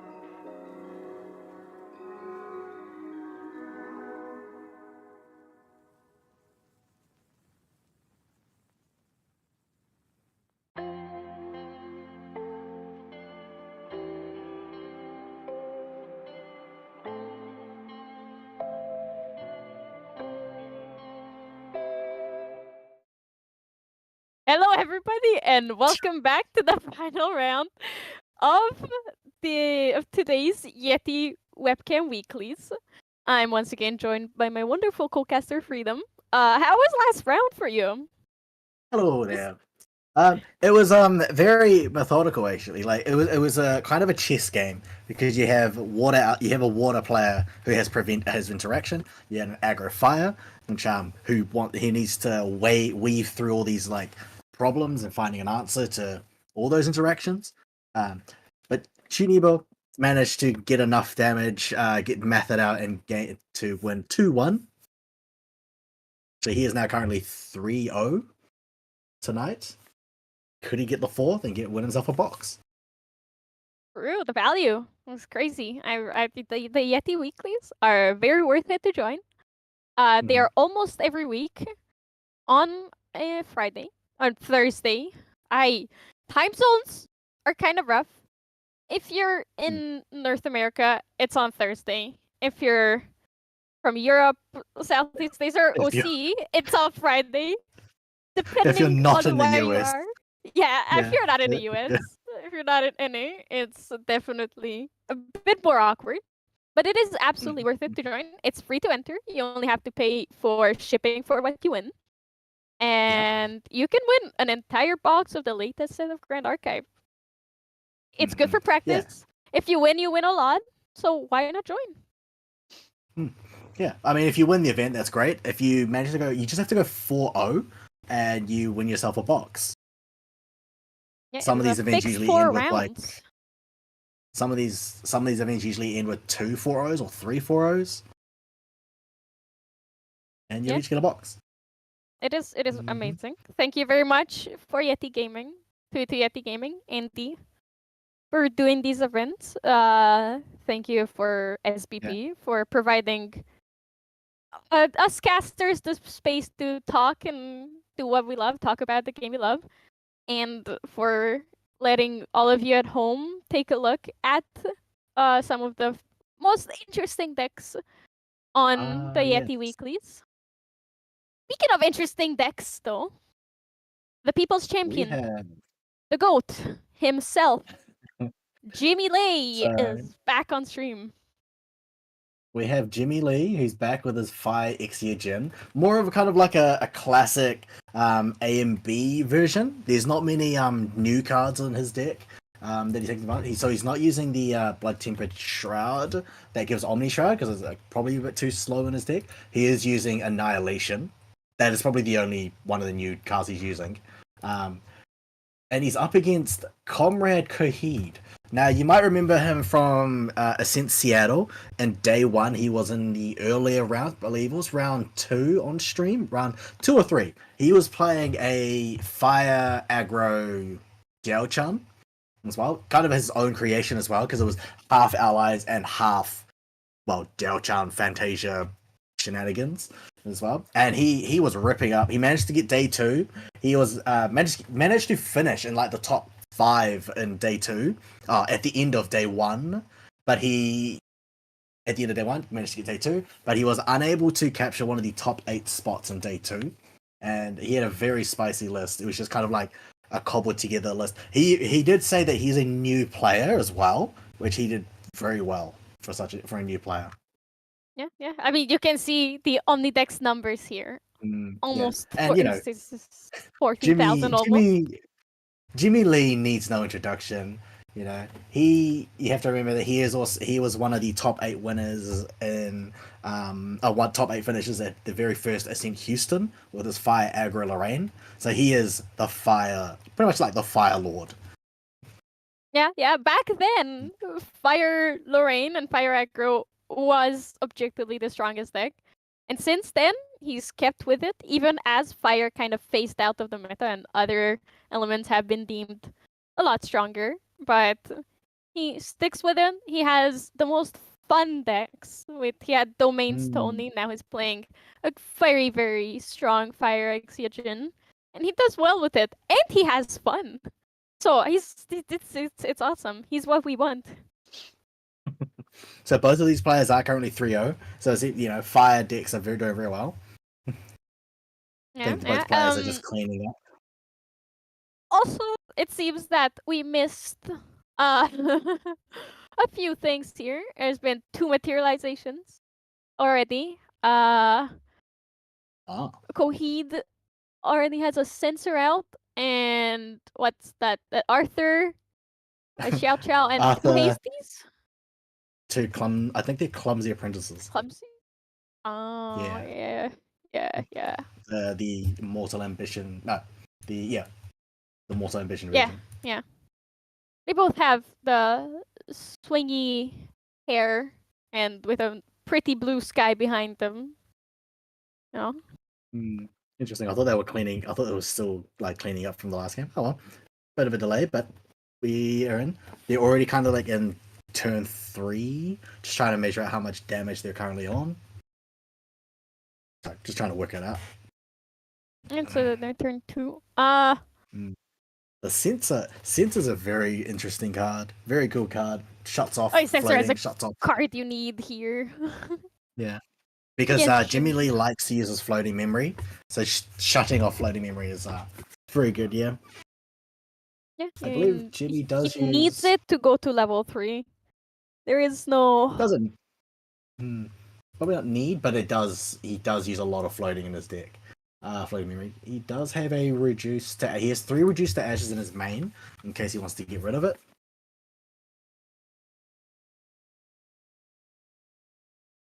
Yeah. He can do his best. Luckily, sensor like that in this matchup it doesn't matter with both players playing fire, but you don't. Fracturize does not shut off sensor because the layers work differently. Like it works perfectly well with the layers, so that is not something you have to worry about. Nullifying Lantern is the only funky card we have. Just looking at the lists from Comrade Coheed as well. Wonder if he's changed one of his. Yes, he has. I think he's got Dazzling Courtesan. So he was at Seattle. He was playing a 4 of an ally that he thought he could use the Kindle effect, but it was the incorrect class. So I think he's swapped that out now that he's realized. Good. You know, always love players. Always love seeing players refine their own deck lists and find the perfect cards for it and the perfect ratios. It is the seeing the dedication some people have to their own decks that they brewed and they're working on is always amazing. Oh, that's not a card you see very often. I remember when it came out, everybody was so excited for it. I loved it as a playmat, but it was very hard to obtain. Yes, Fanatical Devotee does work. She is a cleric class bonus. No, it's not class bonus. Or was it flipped? I believe the mat's flipped. That's why I don't see it. Yeah. Yes, so the screen is flipped. But however, he's not getting the class bonus effect because he's Spirit of Fire. He can get the memory 4 plus effect. Fanatical Devotee gets +1 power if there's 4 or more cards in memory.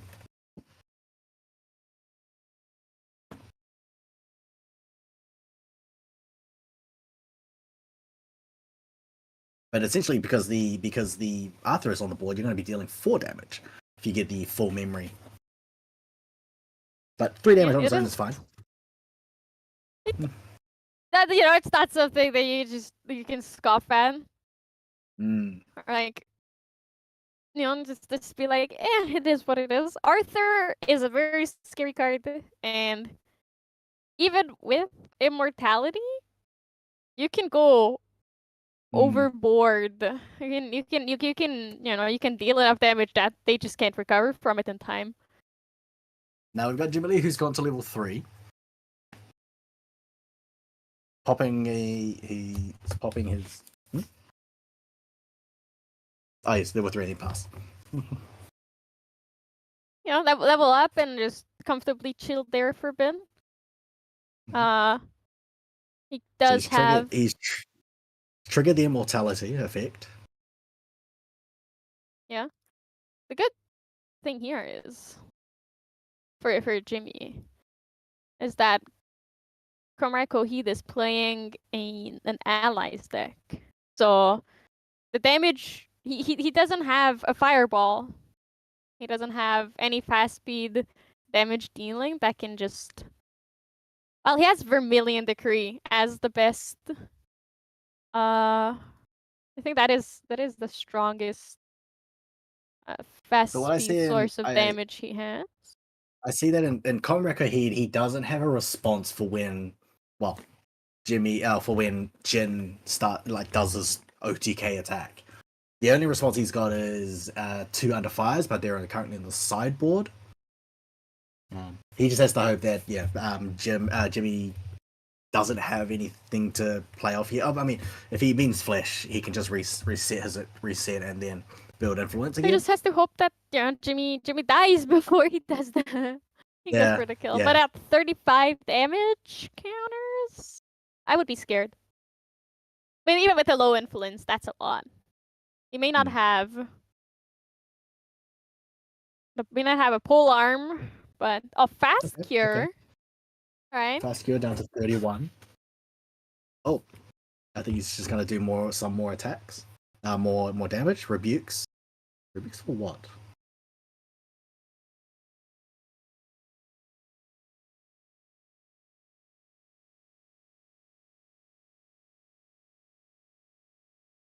Yes, they're just resetting the game. I believe Jimmy didn't have anything. Oh, it's very fast, and like as we said, Jimmy can survive, but he didn't have time to get his strong G, to get his Berserker's Plate. He didn't have enough time to build anything up. Like even if he even if he had he could get out the strong G here, he didn't have the influence to do anything off of it. So it was kind of lost, unfortunately, there immediately. Go ahead, talk about Serene Rebuke. I'm interested in. Serene Rebuke is just a very good card. So if you're able to ping, there it is. So Ashwick Cremator at the beginning of your end phase, if you have no cards in your hand, deal 2 damage to each champion. You can use it in response. Use Serene Rebuke, prevent that 2. Deal 3 to the to your opponent. So he's going to be taking 2 plus 3, and then if he's got Fire Bloom Flourish, do it or do something else as well. So Fire Delchard pushes so much damage just very early. So this is what Comrade Coheed's game plan is. Just push as much damage as possible, as quickly as possible. Yeah. And Jimmy Lee just couldn't. Well, has because it's a slower deck. It has to build influence, and if he's just constantly being pushed, any aggro deck can beat Ixia Jin if they can just apply pressure, stop them from building influence, so then they can do the OTK. If they don't have it in hand, because they've got a turbo to 3, then build the influence. But Comrade Coheed, I believe, it's just not letting him he's not giving me any of that leeway. So look at the sideboard. So Comrade Coheed has got a Blaze Bowman, 2 Disenchants, 3 Brackish Looters. Brackish Looters could be really funny here because Jimmy Lee discards and uses fast cures. So if a card with floating were to go to the graveyard, it would just be banished instead. He holds 3 of those. 2 under fires would probably be good here, just to apply stealth to his champion. There's no prevention for the Relentless Outburst. Besides, he does have Safeguard Amulet. That's all he's got, but that can be destroyed really easily. Yeah, but it's still. If it's still pretty solid. And also. Go ahead and look at I'm not sure if Jimmy Lee's. Yep. Go ahead. Listen. Yes. No, nothing from me. Yep. Continue. Okay. Did You know, it still forces removal out of his hand. For Jimmy's yeah. sideboard, Meltdown's gonna come in. Resolute Stand is definitely coming in. I think for Jimmy's, his sideboard. So like, Resolute Maybe Stand a is null great. spell for the Searing Rebuke. Maybe. It might be hard. It's quite hard. So the thing about like Diao-chan is that you're attacking from like 2 different fronts, or possibly 3 because you can also respond on theirs. So you're attacking with allies on your own main phase. You can rebuke at any point in the game. Yep. And it's just choosing the right time because you've got a lot of combat damage from allies, but you've also got a lot of non-combat damage from just anything that Diao-chan does. I really like Comrade Kahit's deck. It's just straight aggression. It just goes, and it cannot be stopped. Yeah, I'm sure like Stop. the right interaction can stop it because.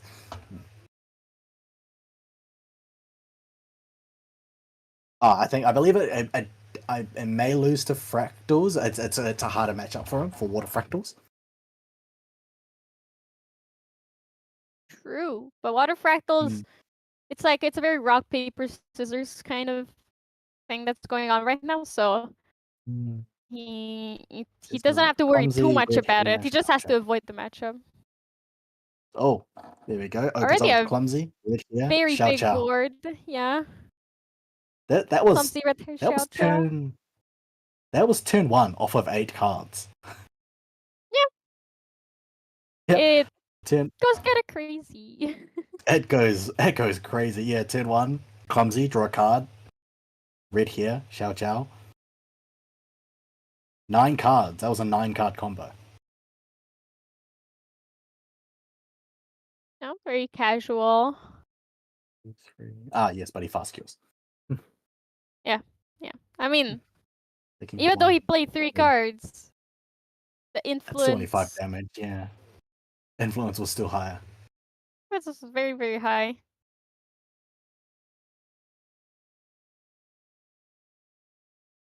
Oops. Okay.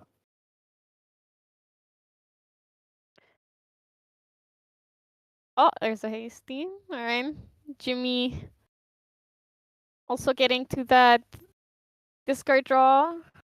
Taking the clumsy out. The less allies, the less damage from Arthur. You know, when he arrives, he's inevitable.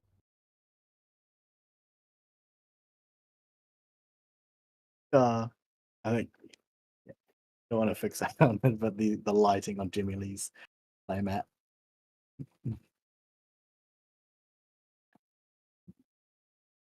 I can just make out which cards he's got a hasty on the board. He's got level 1. You just have to see the outline of the art. The outline, yeah.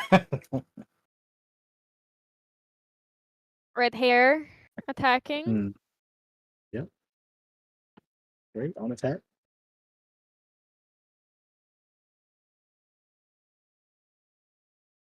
3 down. Heated Vengeance with Impact Hammer. See, it's just straight aggression. It's just 7 damage right there. So he's just applying as much pressure on Jimmy Lee. Okay, going up to 12 damage. 2 more.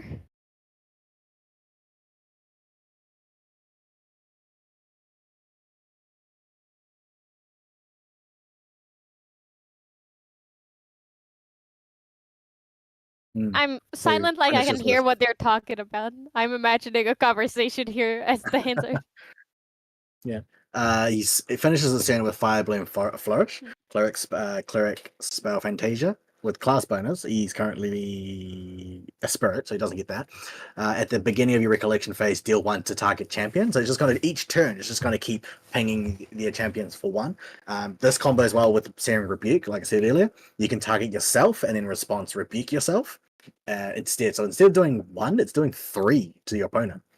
Right? At the beginning of your end phase, if your influence is 4 or less, draw a card to memory and put a glimmer counter. So you're just constantly redrawing cards. So you're just burning cards from burning influence and then just regaining a card back.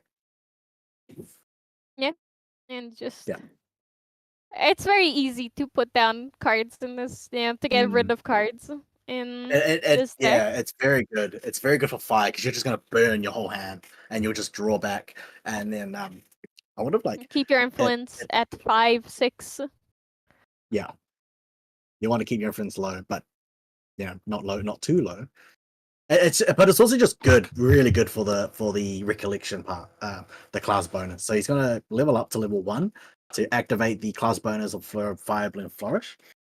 We'll see if he and the responds Diao-chan with... bonus. Both of those. Nope, the he's just gonna card ping his does opponent for something 1. now instead of nothing. There is a red hair going attacking, cycling some cards. Discarding. Is that another red hair?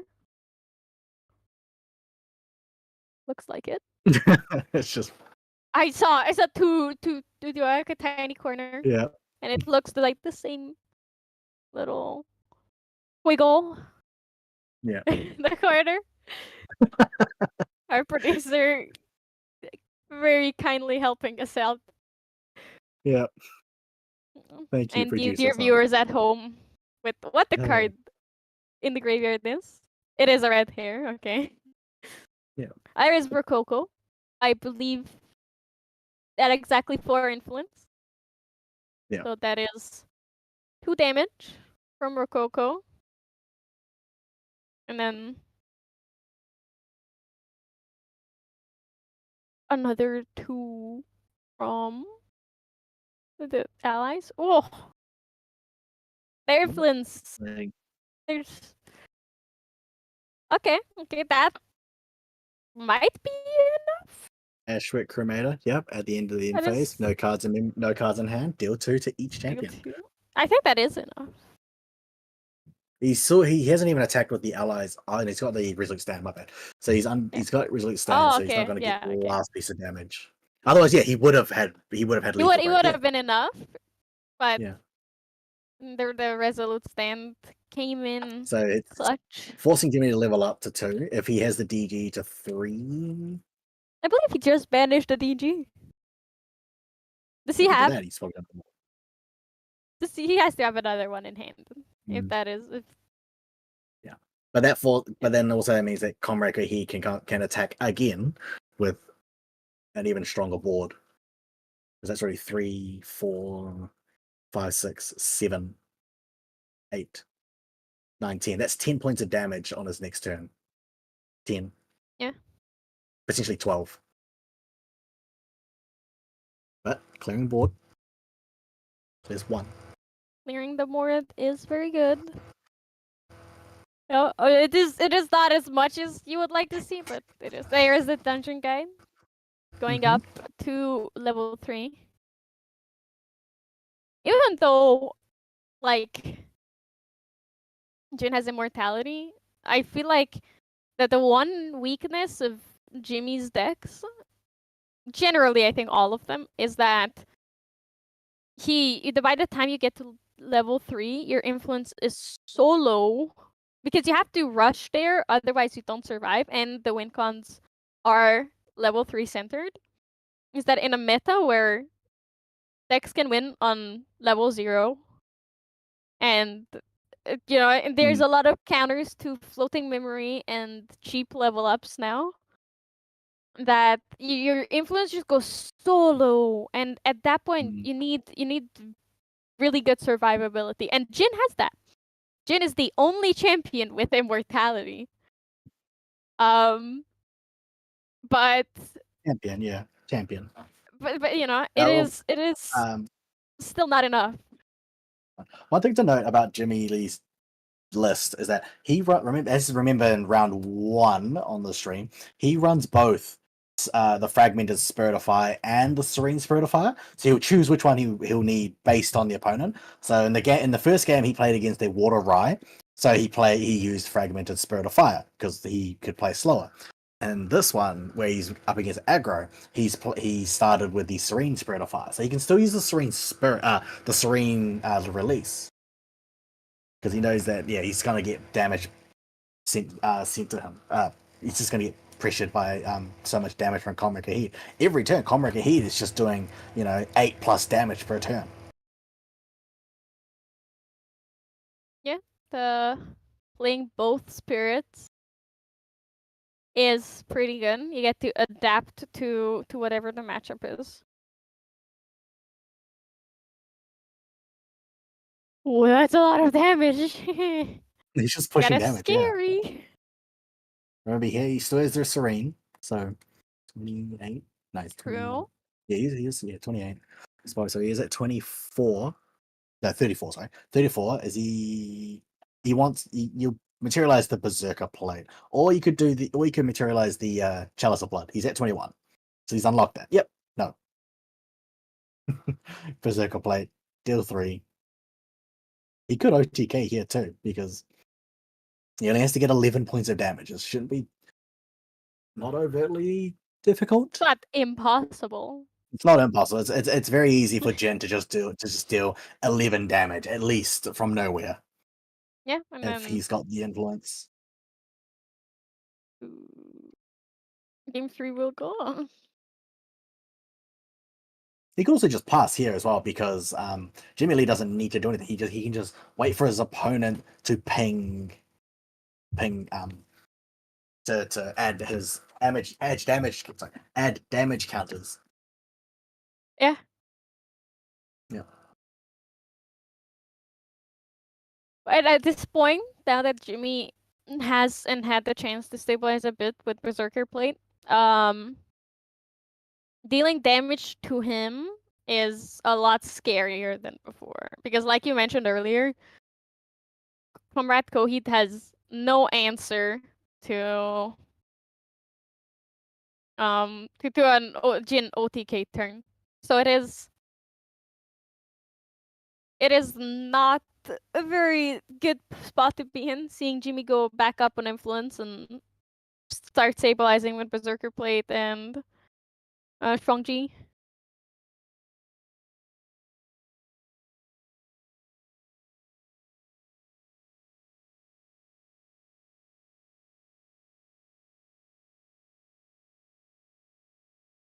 That is a lot of allies on board. 4 allies. 5 in flourish. Things 1. 3. This card. Yep.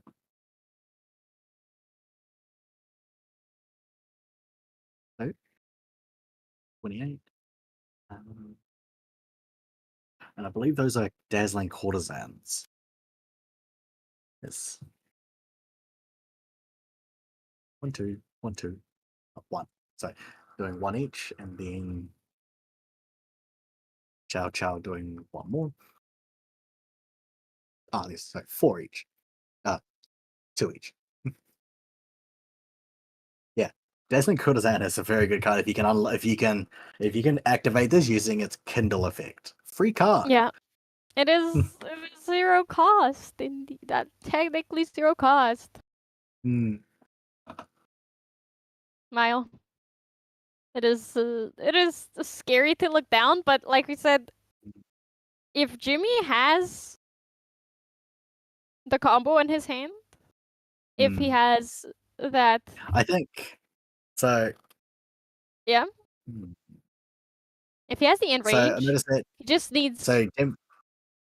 He has it. So Comrade Kahid hasn't triggered the immortality yet. Now he obviously so Jimmy can still Serene release in response. So I think he's gonna do like an in phase ping for like non-combat damage to go over 30 to 34, forcing Lee to Serene release, and he could probably it still wouldn't be enough damage. It would still put him over at the end of turn. Yeah. But Seems that Jimmy does not have the combo with the Chalice of Blood. He's digging more. He needs a higher influence. He needs more cards. not what you want to see as Jimmy here. But he can, like, he has enough cards where he can recover and definitely stay, like, survive this turn. Yep. Oop, my bad. So he's at 36. Oh, yeah, right. So he takes 2. He takes 3 from the breastplate, which triggers the his immortality. So he has to do something here on this turn, or risk losing. Yeah, he has to. It it pushes him over the damage threshold, and when the immortality wears off, he will. He will just die. That is a Flame-Rune Swordsman that does not recover on its own. But Jimmy has, I believe, still has 4 cards in hand. Yep. So it's not too worrisome yet.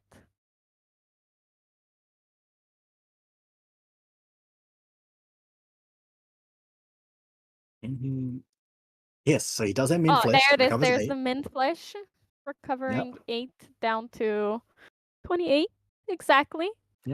28. So Well, it would he be can still use exactly, his- it would be exact Yeah, of if he course. didn't have the Berserker plane. Yeah. So he still has he can still use the Serene, so he survives. So immortality hasn't happened. Yeah. He lives to see a few more days. Oh, So he's got a Vermilion Vermilion Decree. 3 damage to 31. Jimmy and 2 damage to the Criminal Swordsman. Oh, Oh, playing, okay. and the Forcing Jimmy Geyser. to lineage release here by playing the Geyser. Cinder Geyser. I think Snake Geyser still does enough damage. Yeah. Yes, but yeah. Oh no, sorry, my bad. The Berserker plate adds 8. Adds 7. the Goes to Berserker plate 35. added 7. So he's at 35. Yep. Yeah. So he was forced to recover. Yeah. I guess he yeah. still had the Serene Spirit, so he had to release that. Now, I mean, it's not that big of an issue for Jimmy, but he cannot play fire cards anymore because of the lineage release. He lost his access to fire, the fire element. I believe we're still in Jimmy's end like- step. So yeah, half of Oh his no, deck we is passed. fire. It already but passed for Comrade Coheed. Half of his deck is fire, but the other half he's got a lot of Exia. His win cons are Exia, so he's fine. Will Yeah, he I mean, bring that out is you have to do that for a Serene Spirit deck. Cannot rely on early game cards. It No. is. I believe it is Comrade Comrade Coheed is Coheed's turn. Yes. Yeah. So he has another turn to do something, and because Jimmy, the Jin's immortality hasn't triggered, so he's got another turn to survive. So Jimmy has another turn to act. If he can find his win con.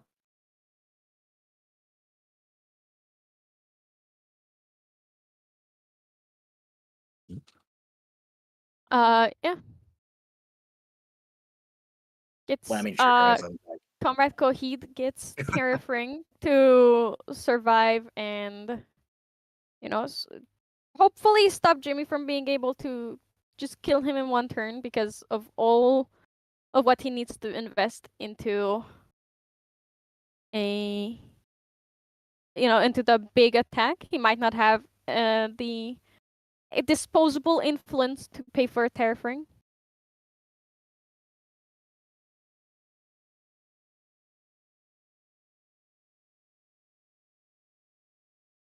Blazing Throw right now?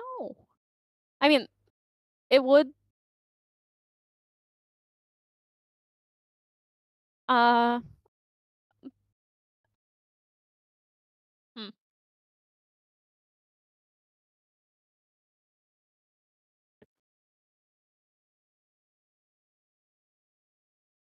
I mean, yeah, unfortunately, Blazing Throw is a slow speed, so he has to do it. He's forced to do it right now, but he's pushing Jimmy's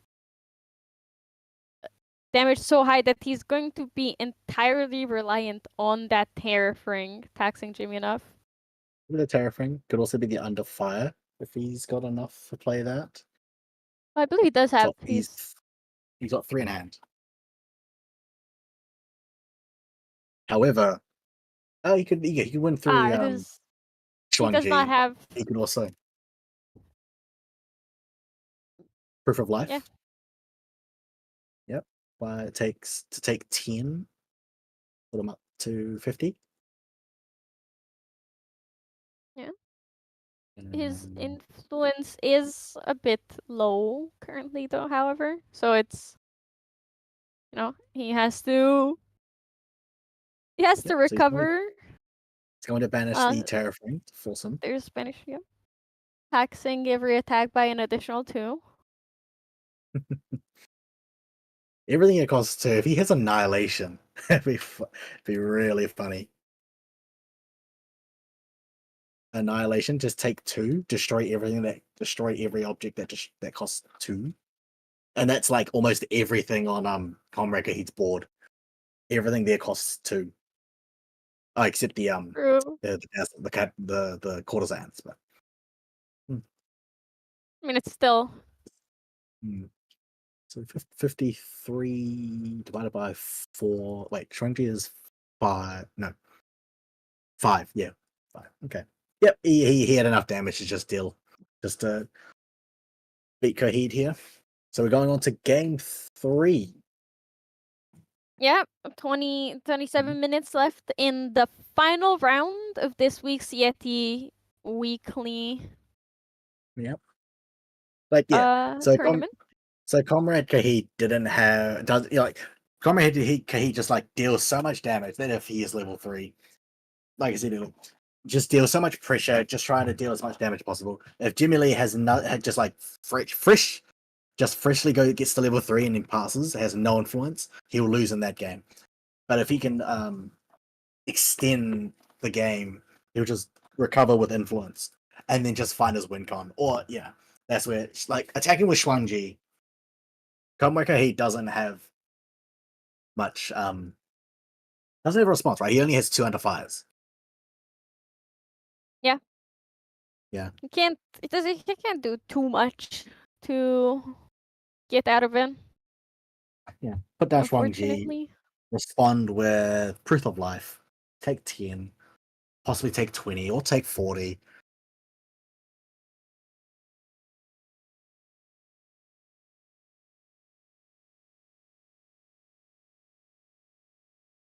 $26 plus 5.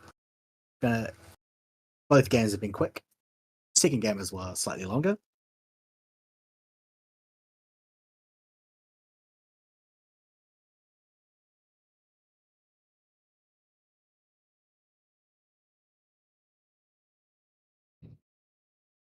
Obviously, Comrade Coheed choosing to go first in game 3.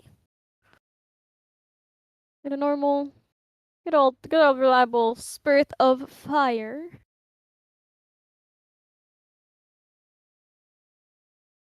Yeah, aggro decks of any card of any flavor just want an extra card. This 7 cards draw influence is perfect, and a lot of the cards that you draw will have they can find a lot of lines with what they start with. It is the most. I feel like every spirit that draws 6 and has an additional effect is a lot better in decks that go to level 3. Obviously, Fragmented is just a level 3 deck, and the new spirits also feel like more of a guarantee that you will go up to level 1 on your first turn every single time. So I think they're all, and Serene Spirit obviously cannot lineage release a Serene Spirit if you don't go up to at least level 1. Sensor going into Cinder Geyser. Oh, turns off that store shield, mate.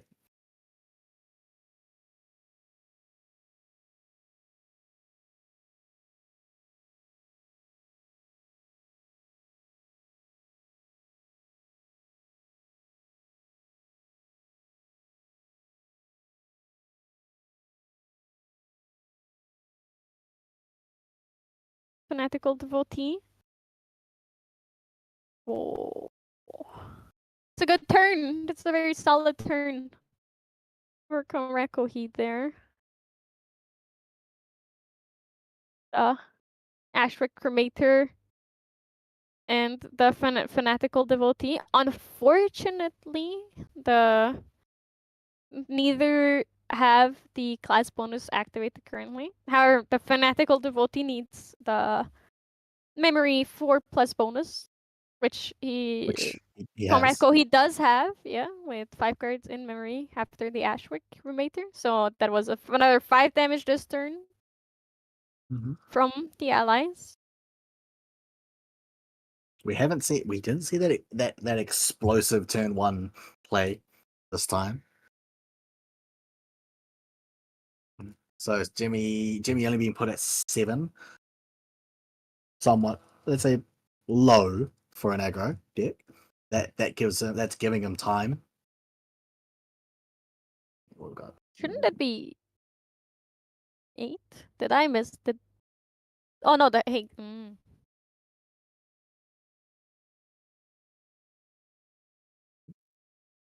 Yeah. There's a hasty. There was a hasty messenger on board. Yeah, he killed the hasty.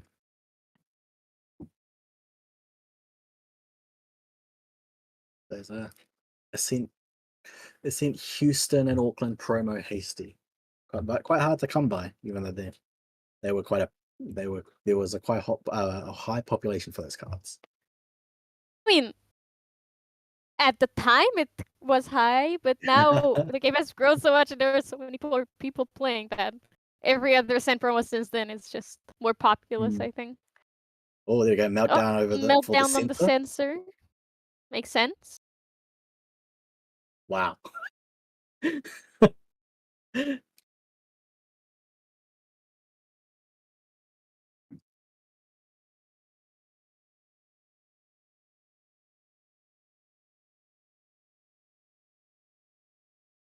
Checking for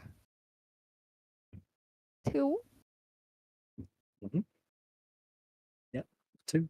Oh, okay. Impact Hammer. Heated Vengeance. Attacking for 7.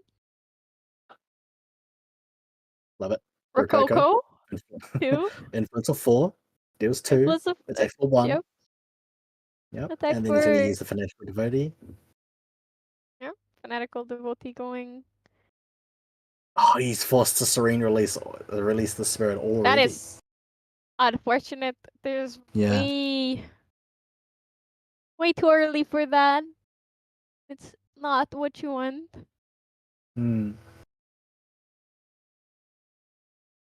Especially considering... So, kind of have to take back my words now. His turn 1 wasn't explosive. His next 2 turns were.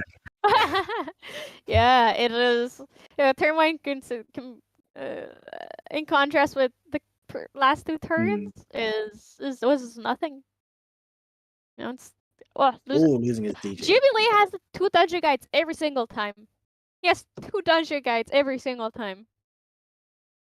Did we see the other one? I mean, he banished one. We know. There is no way he doesn't have another one here. Right. Yeah, there's no way you would put one down. There's 3.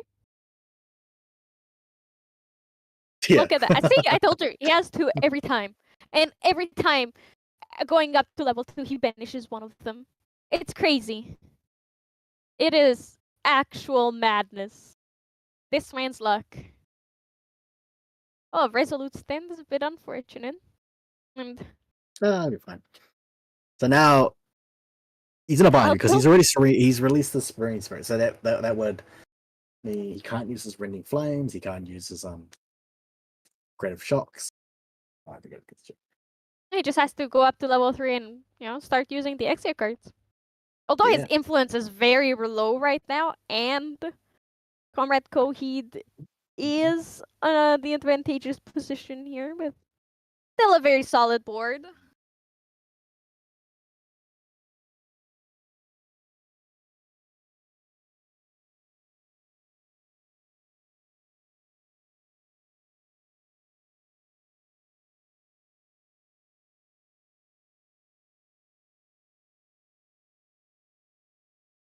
So we're currently on, I believe this is Comrade Heed's turn, or is this Jimmy thinking? Jimmy doesn't have much to think about. With an influence of 2, his dungeon guide Oh, already right. went Yeah. attacking. He can't do too much. His spirit is gone. Yeah, So it's not hard. Oh, with an influence of 4, he could do another Heat of Vengeance. That's 7. he's gonna have an influence of Fine. 6 here very shortly with that GCR finish back. See, and up to 6 again. Calculating the best way to deal damage right now is the opportunity He can to he do as can much do damage 12. as There we possible. go. Yeah, he can do 12, right? If he does it right. Oh wait, hold on. Influence of 5, was it? He had an influence of 6. Ah, here we go. Yeah, here. Okay, I was thinking he would have a Heated Vengeance. Dazzling Courtesan. Heated Vengeance would have put him to get the 12. Courtesan does 2. That puts him at 18. 19, needs 20, He 21, he 22. has to go up to what? 32 damage? 28. Well, So he has to do I'm assuming 12. Berserker Plate, and so he has to go up to he has to make Jimmy Lee be at 32 damage counters, so that with Berserker Plate it would be 35. And if he has no There's cards to recover with, that would be So enough. he's already Serene released. He doesn't have a Berserker Plate. But that's what I'm saying next, because he does have immortality, and he's not going to lose immortality until one more Yes, materialization, yeah, where he exactly. will most likely materialize Berserker Plate to survive Yeah. and draw a Mhm. card. So Comrade Kohit needs to put Jimmy Lee at least at 32 damage counters. That is correct. So that's the thing about what this aggro deck. Now he's not level 1 either. He's Comrade Heat is still at his spirit. He only has to be dealt 11 damage. He can't use any of his glimmer counters because he's not dealt charm. He's got no response here. He's fully, all his hand is in memory. Yeah. His hands down. Unfortunately, 21 is quite far from 35.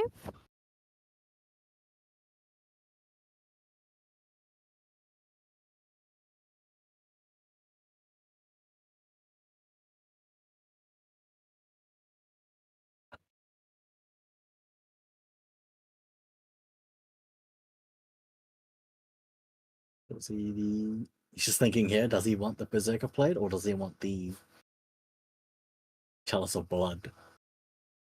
Berserker Plate here, I would But he's choose Berserker just past the Plate. Chalice of Blood threshold. He's just past it, yeah. So, strong GG. Okay, Shuangji.